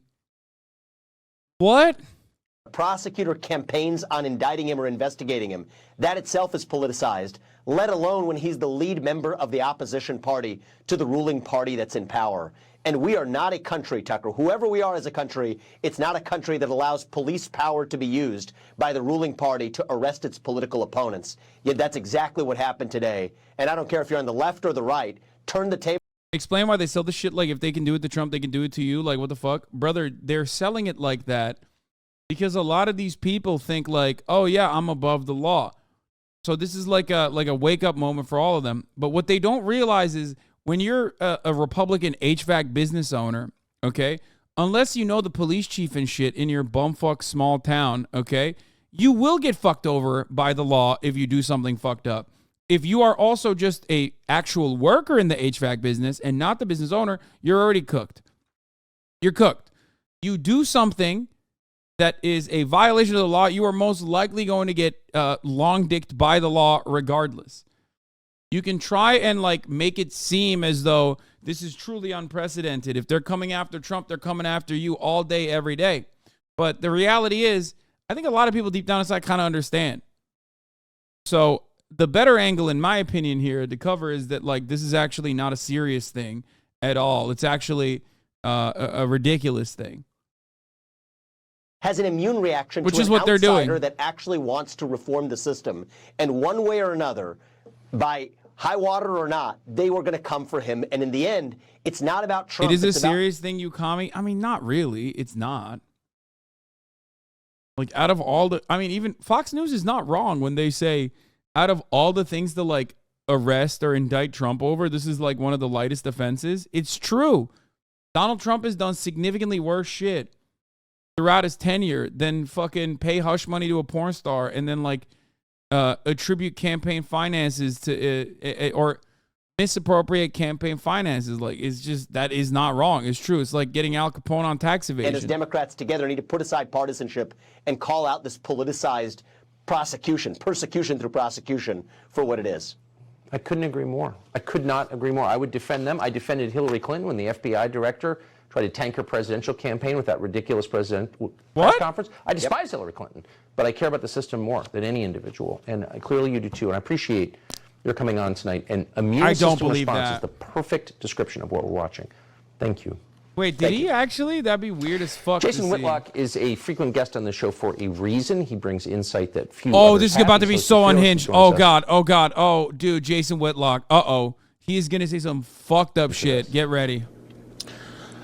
Tucker, I hear you loud and clear. I've been watching all week. You've been doing a marvelous job. I do think all of this is tied together. I live here in Nashville, Tennessee, where we had a transgender person murder 3 young children. Today in our state capital, which is right here in Nashville, the transgender anti-gun crowd took over the House for a time. And then by the time I get home, I find out Donald Trump has been indicted. And I hear you loud and clear. They are agitating for unrest. That's the only way to interpret this. They are agitating for unrest, and there is a godless element in this country that doesn't care about fairness. They don't care about the will of the people. They care about power and control. As you have spelled out this week, they think they're God. And they don't think they can make up the rules. They can decide what fairness is. They don't have a biblical worldview, and it's sickening for me. I'm upset. I'm emotional. I'm ready for whatever's next. And I hope every other man out there watching this show, I hope you're ready for whatever's next. If that's what they want, let's get to it. It feels like this is not the behavior of people who want the current system to continue. That's what it looks like to me. Yeah, they don't like our Judeo-Christian founding. That's why they don't like the founding fathers. That's why they want to overthrow the Constitution that is laced with biblical values and biblical principles. They want a Marxist, godless, communist country. Plain and simple, clear as day, with the alphabet mafia, this LGBTQ alphabet mafia in control. The godless people that you're talking about that are totally antithetical to Christianity and biblical values wants control and is seizing control, and they feel like taking down Donald Trump and beating everyone else into submission and just making them give up. It's just better. Give up on Donald Trump, give up on... Tucker, I don't say this with pride. I really don't. I'm just being factual. I've never voted. And so I'm not saying that with pride. I'm hardcore MAGA tonight. I will be voting. I am hardcore MAGA. I've never voted. I did, I observed Trump. I'm somewhat supportive of Trump. but they have made me MAGA. And they have made me ready Somewhat for whatever supportive. is next, because what they are building for young people, I can't sit by and just let it happen without raising my voice and without being willing to sacrifice whatever so that kids don't live in a communist Marxist society. These people that think the government is going to take care of them don't understand history, that they've never studied history. They don't understand how tyrannical a government is. If they have their way, if they have their way, we're all catching hell except for the elites. And yes, I have a very good bank account, and perhaps I'm an elite, but my heart is working class. My parents were factory workers. I came from nothing in this country. I'm black. They're telling everybody, black kid, oh, you can't come from nothing and make it in this country. That's bullshit. This country is the greatest country in the history of the planet. It's the safest, most prosperous place for black people and all people. That's why people are beating down the doors to get here. And they've demonized the whole thing, and they've turned Trump into this devilish Luciferian character when they are the devils. They're the ones that don't believe in God. Jason Whitlock. I agree. Thank you very much. I appreciate that. Yep. A Fox News alert for you. Reports indicate that Donald Trump will be fingerprinted, photographed, and possibly handcuffed. He has been told to surrender early next week in New York City. Obviously, this is a humiliation ritual. The question is, how do we respond as Americans who are trying to be decent and measured and keeping, as always, the interests of our children and our grandchildren in mind, in the hope of continuing what we have, which is great. Harris Faulkner thinks that way. She is the host of Faulkner Focus, the co-host of Outnumbered, our friend. She joins us tonight. Harris, thanks so much for coming on. Give us your thoughts about where we are and how we should respond. Well, first of all, just on the heels of what Jason Whitlock said, and I think we worked in Kansas City at the same time, if I'm remembering correctly. He was in sports, very talented guy. America right now is just watching a moment we've never seen before. There were two former vice presidents who were indicted. One back in 1832, and then, of course, Spiro Agnew under Nixon.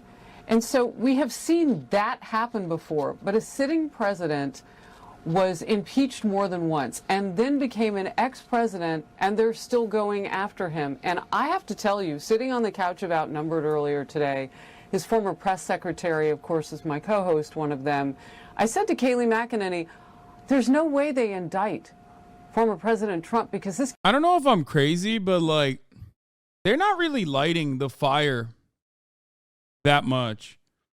Like, I maybe it's because I've basically gotten used to it all day because they've been like yelling all fucking day. But like they really haven't been popping off too hard. You missed the last guy, Jason Whitlock? Yeah, I mean, he's going to say some on his shit regardless. I just want to make sure the case is strong enough to win. I think it's more about dates on the calendar. Where are we now? We're getting closer to a time that Joe Biden might want to announce. He's out on that 20-day, trip trying to convince people that inflation isn't high and that the prices that they're seeing for the cost of everything, including everything they put in their mouths, is actually an illusion. So while he's out there doing that, this is going on. I don't believe in coincidences, but let me just do a little housekeeping because you brought up some important points. Are we going to see this president in handcuffs? Let me tell you who's in charge. It's the Secret Service. They will take the lead of all of the police forces. The NYPD can, as I understand it, take care of security out on the street. And New York State court officers will take care of security inside the courthouse. But the former president of the United States will be protected, as always, by Secret Service. They will, quote unquote, set the tone. This is according to sources close to Fox News. They will mention the instance or the decision of a handcuff or not to handcuff the president. They will make those types of determinations. So that's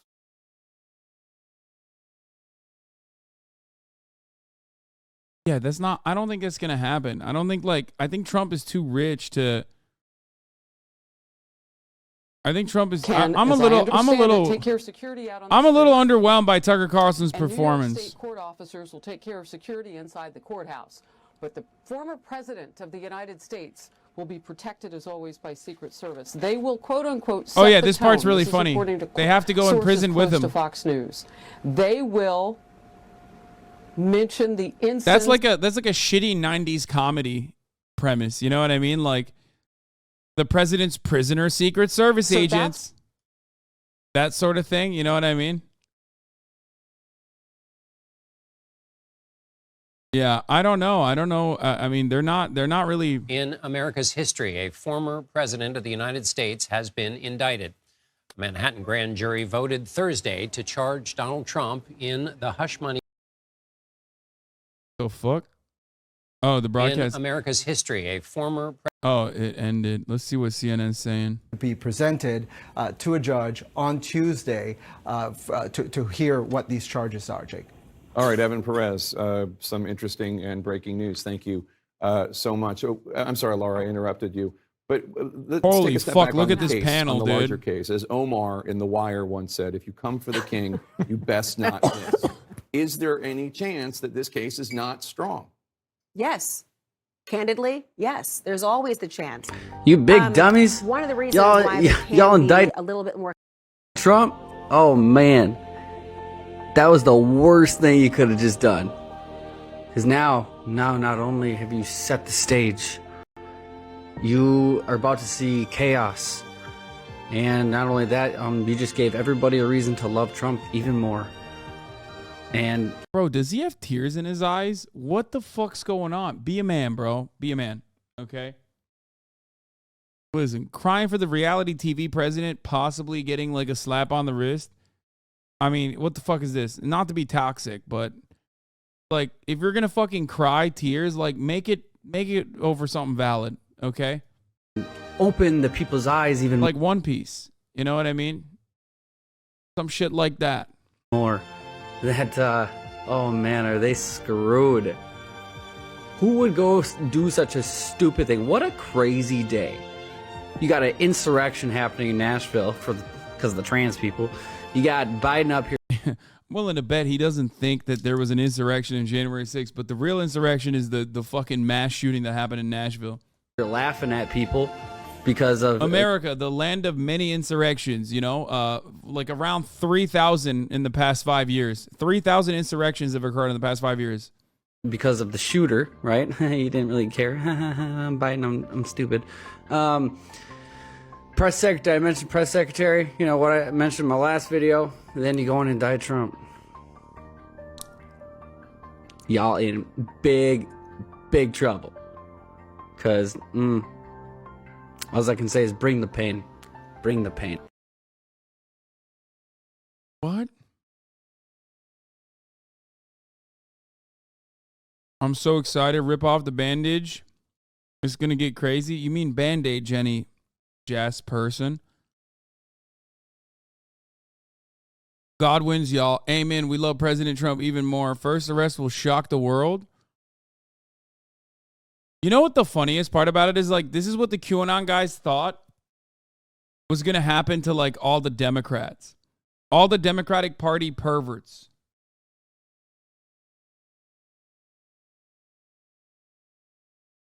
All the Democratic Party pedophile deep state vampires were actually going to get arrested one by one. And now, like, Trump is getting arrested.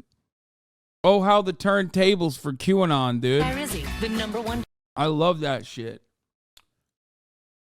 Do leftists sound this unhinged when talking about leftist stuff? Because Fox and conservative commentators blabbering gibberish about their pet issues sound absolutely fucking insane to me.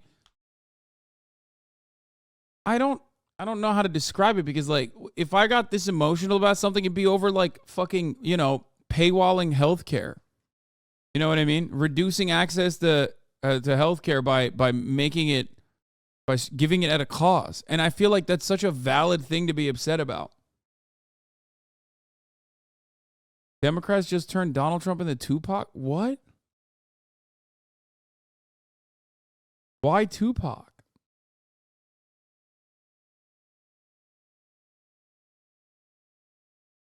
is arrested, which is probably not gonna happen. If he goes to jail, you know the Secret Service has to go with him. That's a real thing. I found that out yesterday. I don't know if they go into jail with him in suits or if they all get a jumpsuit. It'd be funny if they all got jumpsuits and still had the sunglasses. They're like, POTUS has dropped the soap. He's dropped the soap. Get him now. Get him now. We have a Mar-a-Lago situation right here. POTUS's border is open. The border is unprotected. It's unprotected. There's a bunch of Mexicans trying to get in there. You know, if Trump... Please, God, let him represent himself. I mean, that'd be so sick. It would be.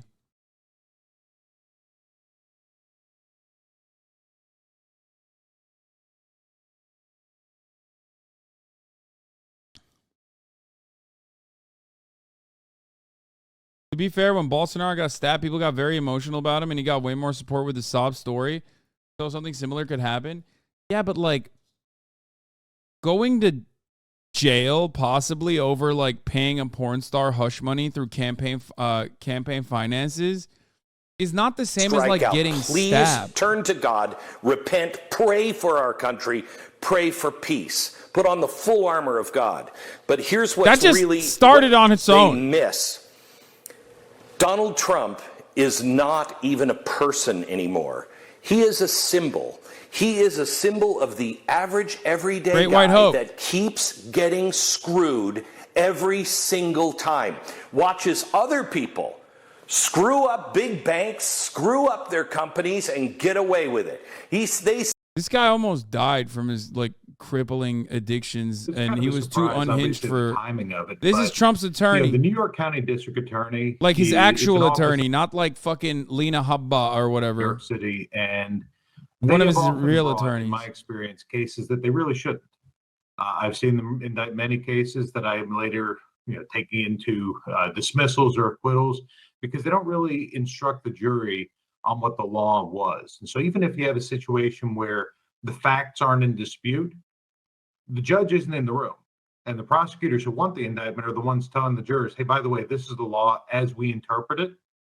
But if that's not what the law actually is, that indictment gets dismissed. So sources have told CNN that Donald Trump faces more than 30 counts related to business fraud. If that number is correct, does the quantity of charges surprise you based on what you know about this case? No. See, the feds, when they bring a case, they do it in a pretty concise manner. New York County District Attorney, I've seen them many times where they take each individual little transaction and they separate it into different counts.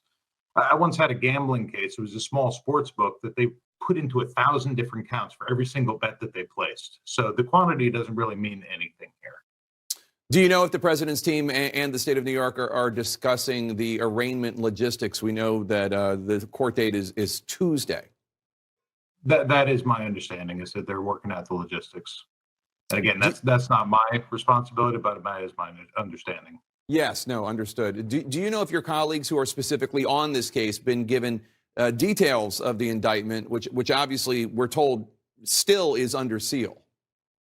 No, they wouldn't be given detail. Really, the fact that we're even talking about this kind of demonstrates the double standard, because ordinarily you wouldn't have any of these details because it's sealed.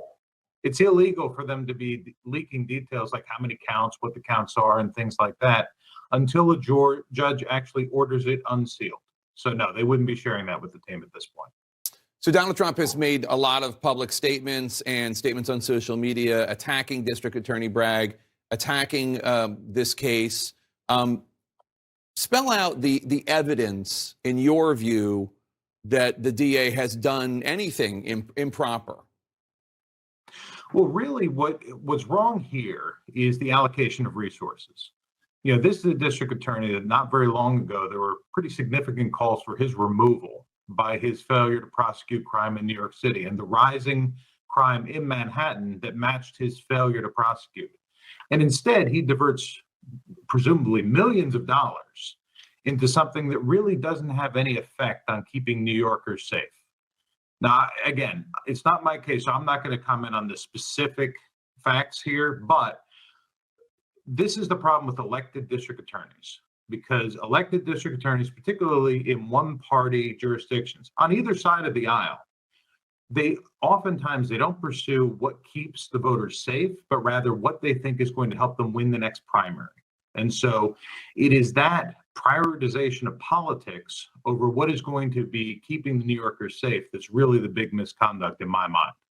What about the argument that under Donald Trump's administration, there was a U.S. attorney, Mr. Berman, in New York, who brought the case against Michael Cohen for a related crime? And if that was criminal, then individual A mentioned in that indictment of Michael Cohen should also at some point face consequences. Well, so there's 2 points to that. First of all, that is a decision for the U.S. Attorney's Office to make. The U.S. Attorney's Office, they had Michael Cohen sign a cooperation agreement. They went through all of this stuff with him. They had him in for several proper sessions, and they ultimately decided he was not credible enough for them to bring a case against anybody else. And he was sentenced without a 5K letter or a cooperation letter. But the other point is this. Just because somebody has pleaded guilty to something as part of a cooperation agreement does not mean that other people committed that crime. I've had many clients acquitted based on the say-so of a cooperating witness who pleaded guilty to something that judges or juries later said was not a crime. As you know better than I, this is not the only criminal investigation into Donald Trump's actions. There's the DOJ special counsel investigation in D.C., which encompasses the documents that were at Mar-a-Lago, Donald Trump's involvement in January 6th. There's the Fulton County, Georgia special grand jury investigation into election. Oh, that guy that got banned just said, if you're happy about Trump being indicated, go fuck yourself. Which is pretty funny because, like, he said indicated instead of indicted. Dude, his supporters got the same fucking brain processing power that he has. Like, is awesome. Choose your lib.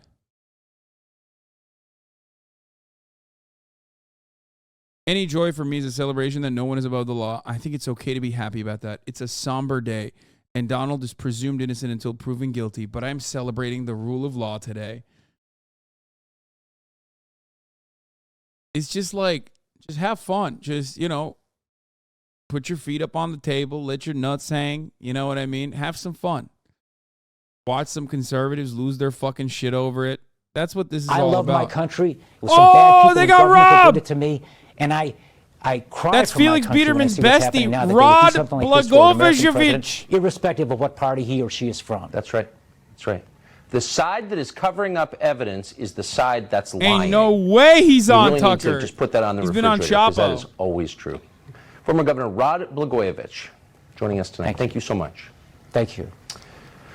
So as you know, a grand jury in Manhattan has voted today to indict the frontrunner in the Republican field for president in 2024, Donald Trump.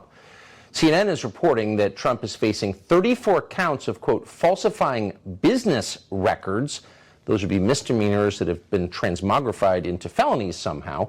Apparently, this is related, and again, we don't have the text of the indictment, but it is apparently related to Donald Trump's alleged payment to Stormy Daniels 7 years ago. Trump says he did not use campaign funds for that payment. We can be pretty sure he didn't, because if he had, he'd be charged for misusing donor money, and the Federal Election Commission would have pounced on him years ago. So we can be certain, pretty much, that Trump used personal funds. At the time, federal regulators who were in charge of looking into this did look into it and determined it was not a crime. But now the Manhattan DA, who was like so many DAs who've inspired the crime wave we're now suffering through, was backed by George Soros, has decided to prosecute the Republican frontrunner for this. So it raises the question, who exactly is this Manhattan DA? His name is Alvin Bragg. He's a rich it's time to kid, attack the real villains of the story.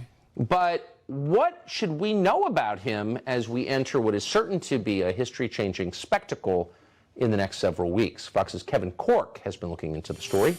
He joins us tonight. Hey, Kevin. Evening, Tucker. Alvin Bragg has been ridiculed by critics for even pursuing these charges because others, including the Southern District and others, have had a chance to bite that apple, have bypassed on it, and because of the weakness, presumably, of any particular case. But for the man you see here leaving work tonight with massive security presence, well, he's also the same man who campaigned on what some called a Get Trump platform. This indictment for him, they argue, to critics, is a win no matter what, because it's not about the win, and that's the point. By the way, Bragg has been on the job since 2022. He won election back in November of 2021, taking over for the retiring Cy Vance. And his career includes time as a federal prosecutor. He was also an assistant AG for the state of New York and a civil rights attorney. And remember this, he does have a tie to George Soros, at least indirectly, because Soros donated to a very liberal group that endorses progressive prosecutors. And that group, you'll recall, used a significant portion of their money to support Bragg in his 2021 campaign. Now, Bragg has done something no DA has ever done. And the fear tonight, Tucker, is many others will now follow suit, presuming that turnabout is fair play, which means it's not just a Trump problem, probably. This could be a problem for a number of American politicians moving forward, including presidents. Tucker? Kevin Corke, thank you so much. You bet. So we've been asking tonight, how will I thought they would have given us, oh, dude, let's go, Hunter Biden penis time. An early answer now. This is, we're going to read this just as from a text. This is from MoveOn.org, which is one of the biggest Democratic political organizing groups in the country. And they've sent a mass text to their members, and we're quoting from it here. Trump is the first former president in history to be indicted. It's an important step to try to preserve American democracy, his indictment. In the echo of Trump's appeals just before the January 6th insurrection, Trump has called for his supporters to protest and take back our nation, employing white supremacist and anti-Semitic tropes, provoking waves of far-right violence. To mark Trump's indictment and ensure he is held to account, MoveOn has printed a huge batch of these Convict Trump stickers and is giving them away for free while supplies last. So if you thought that organized Democrats in this country would pause for a moment before destroying what remains of our 250-year-old system, apparently you thought wrong. So what does happen next? Every action provokes a reaction. Radical actions tend to provoke radical reactions. So will Republicans in the states, will district attorneys who are Republicans in the states retaliate? What will they do exactly? Something, for sure. Francie Hicks is a former state and federal prosecutor. Oh, that'd be so sick. Dude, imagine. Oh, my God, that'd be so sick. I really want them to, like, start trying to arrest people over dumb shit. I don't think it goes anywhere good, Tucker. You're exactly right. The concern is that you're going to have retaliatory action in the states, in the DA's offices, like I used to work, where people are going to think, well, turnabout is fair play. If you're going to go after President Trump, we're going to go after President Biden. Or if, as the Department of Justice has always thought, you can't go after a sitting president until and unless he's out of office, what stops them from going after the rest of President Biden's family for what looks like political corruption? You know, oh, fuck yeah. Let's go. Let's go. Let's go. Let's go. It's so sick. Because I tend to be a sci-fi geek. I'm really struck by the quote when Obi-Wan Kenobi said to Darth Vader, "What? If you kill me, I'm going to become more powerful than you could ever imagine." And I just wonder whether Trump and this movement behind the support for him, because of what looks like a completely political prosecution, will mean he will become more powerful than they can imagine. Right. I mean, there's a whole religion based on that idea, actually, as you know. So, sure, that's a well-known phenomenon that the consequences you expect Guys, are not always everyone is a liberal. Everyone at the end of the world is, everyone at the end of the day is a lib, okay? That's it. That's like, that's it. That's why. This is all I tell you all the time. DeSantis has already said he's not going to participate in this. This is just like Star Wars, Tucker. Earlier in the show said she thinks he's going to fly to New York and surrender, but what if he decides not to? This is next week. We don't know what's going to happen in the next 5 days. Yeah, okay, bro. Yeah, he's Maybe not Trump going to decides, fucking I'm not going to Florida. We're going to try to speak to him tomorrow and ask him directly, but who knows what's going to happen? And then DeSantis says, well, I'm not going to send marshals to pick him up. And then you have a national crisis. Like, that could happen, could it not? Well, it could, because states have to cooperate with each other. When you've got someone indicted in the state system rather than the federal system, states rely upon the governor of another state, the judges of another state agreeing with that sort of extradition. It's one of the reasons why we expect federal officials, including former federal officials, to be prosecuted and investigated by federal officials so that they don't face this problem. But it could be a real crisis. That is such a smart point, which as a non-lawyer, I didn't know, but it makes sense. Thank you so much. Francie Higgs. Thanks, Tucker. So because we're in the middle of a very fast-moving story and we don't have all the details, we're going to just pause right now for a recap on where exactly we are in this. We're joined by Fox's Laura Ingle, who's at the courthouse in Manhattan tonight, and she's going to get us up to speed. Laura, thanks for coming on. Well, thanks for having me. And, you know, we've had a very busy night down here, a full city block full of reporters and cameras and tents and creating that circus-like atmosphere.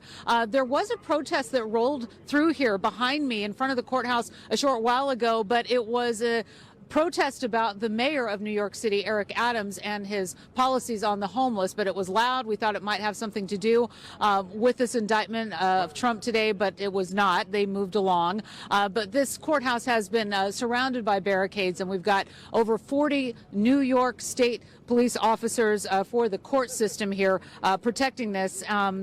And as we move through, we want to reset at 5:30 today. Just before 5:30, we learned that the Manhattan grand jury voted to indict former President Donald Trump, the first former U.S. president to be charged criminally. The New York Times reporting tonight that Trump will turn himself in on Tuesday. We have not been able to confirm that. Trump has repeatedly called the investigation a witch hunt. Why is the Trump campaign and Trump's side only giving information to liberal media, by the way?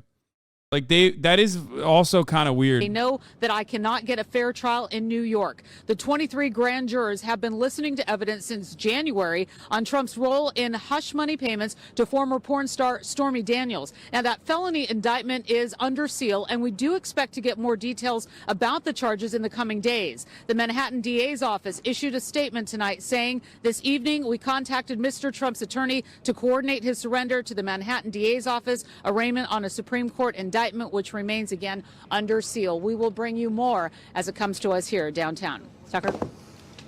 Laura, thanks so much for that.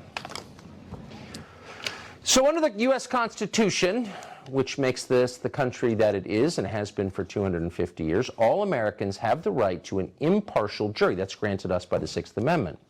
But what will the jury in Donald Trump's upcoming trial look like? For the answer to that, I called it!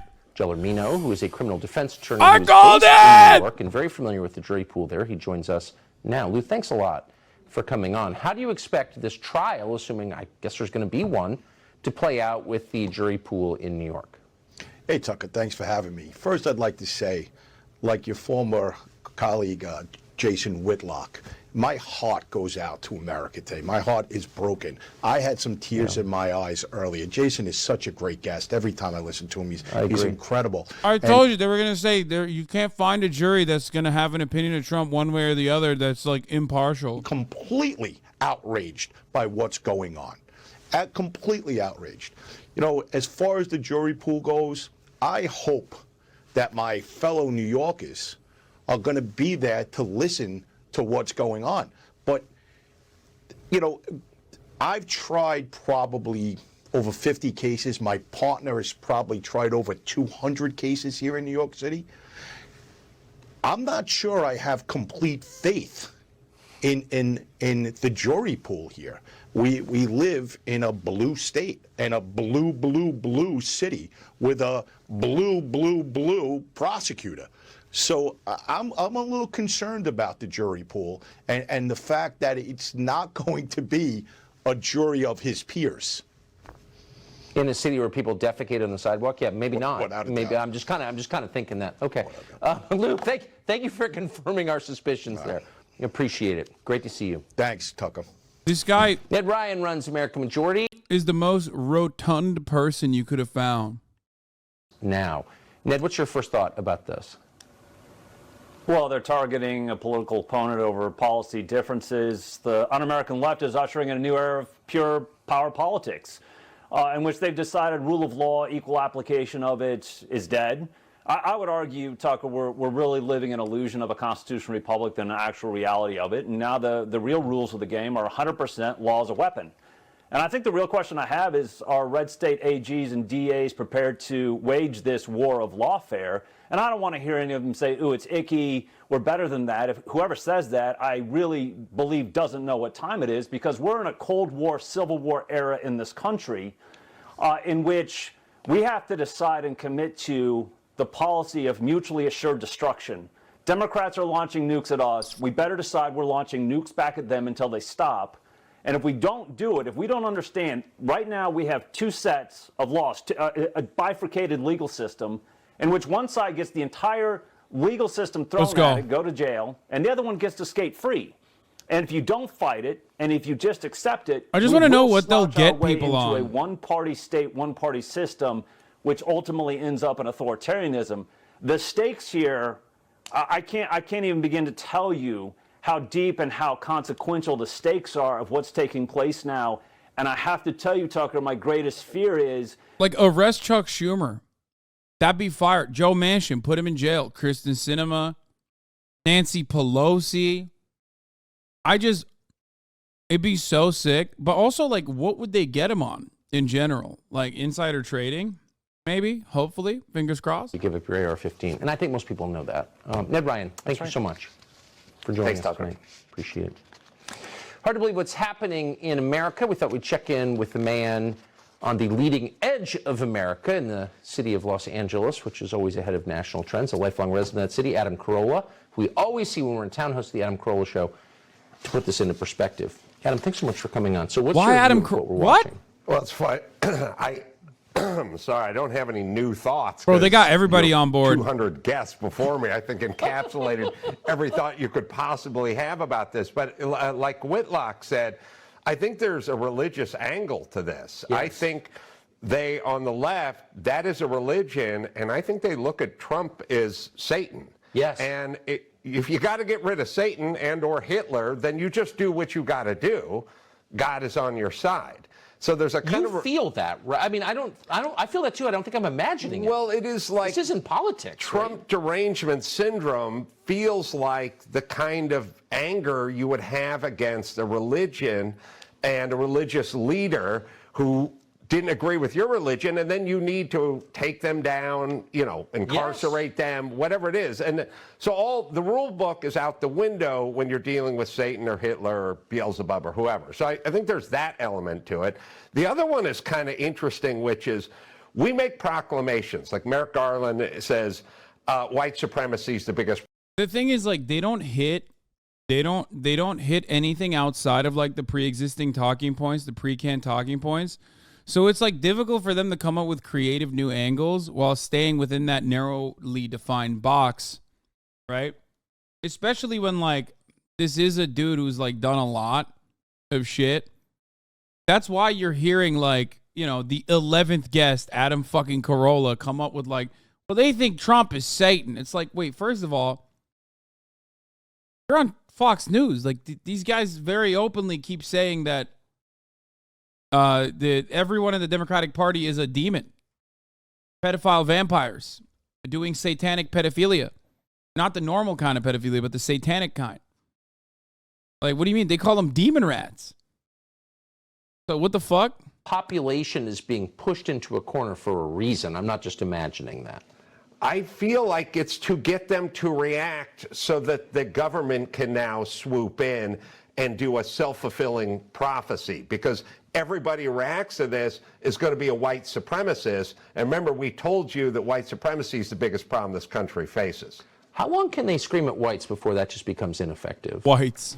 It's like I've said a million times, there's never been a better time to be called a racist. You could just be lumped in with everyone else in this country, anyone who voted Republican. And to your other point, I think the only way this stops is if LeBron James and the Obamas and the View ladies and Joe Scarborough, if people start speaking up, not people on the right, no, people on the that's left. Like you need some sane cultural leader who's an athlete or Oprah or someone of that nature to start going, look, I don't like Trump, but I love the country. This isn't right. We need to do something. Because aren't you supposed to settle it in your elections? Isn't that how a democracy works? You don't like Trump? Okay, fine. Then you get to vote against him, right? I thought that was the system. What if Joe Biden was running against the devil? Then how would you want to settle? No, you're exactly right. Well, then you need to get the angels of the Lord in there. Alvin Bragg. You did add a lot. What? By the way, even after our 100 guests, Adam Carolla, it's wonderful to see you. Good to see you. Thank you. So the next logical question, now that the Republican frontrunner has been indicted, is could he be convicted? We turn again to Fox's Trace Gallagher for the answer to that question. Hey, Trace. Hey, Tucker, and again, it's important to note that we don't know the exact charges because they won't be unsealed until the former president is arraigned, which would likely happen sometime next week. And as we have told you, a large part of this case will come down to the credibility of Michael Cohen. I want to know so That's bad. Donald Trump's former lawyer. Cohen is a convicted felon who has a history of stretching the truth, or for that matter, breaking the truth. But remember that Alvin Bragg has the advantage of seating a jury in Manhattan that is friendly territory for Democrats. Even with defense attorneys using their ability to dismiss certain potential jurors, it is more than likely that Bragg will get a jury that leans more left than right. And for the sake of argument, let's say that friendly jury believed Michael Cohen and did not believe the former president. It would still have to be more than a he said, meaning that when Alvin Bragg's attorneys get into a courtroom, they would need to prove each element of the case beyond a reasonable doubt. In other words, they would need to prove that Donald Trump knowingly went around campaign finance laws. And so far, we don't know anything about any smoking gun evidence, or even a hot gun for that matter, meaning some type of proof showing that Donald Trump falsified documents to boost his campaign. The former president has already pretty much laid out his case on social media, which he has a tendency to do. He's pretty simple on this. He claims that Michael Cohen, who was his attorney at the time, told him the payoff to Stormy Daniels was legal. And Trump claims he was simply taking his attorney's word for it. So the bottom line in all of this, Tucker, is that if you look at the legal reaction on social media, even those on the left believe that Manhattan DA Alvin Bragg is going to have his hands full once he gets into a courtroom. Trace Gallagher, thank you so much for that synopsis tonight. Yeah. So it's pretty clear, missing though we are, some of the details that we're about to enter a brand new period in American history, and it could get really dark, and the only thing that can stop it is for responsible Democrats to stand up for the country. We don't know if they are. We're praying they are. We'll rejoin you tomorrow night. In the meantime, here's the great Sean Hannity. All right, and Tucker, and thank you, and welcome to Hannity. We are back tonight in studio, a live audience. Oh, my God. Great to see you. We begin this Thursday night with the Fox News Alert. Trump attorney Joe Tacopina will be here. Eric Trump will join us. The great one, Mark Levin, will be here tonight. Mark Levin is here. Greg Jarrett, Alan Dershowitz, Jonathan Turley, so many. Oh, the Dersh! The Dersh! Okay, we're not. I'm done. I can't keep doing this, okay?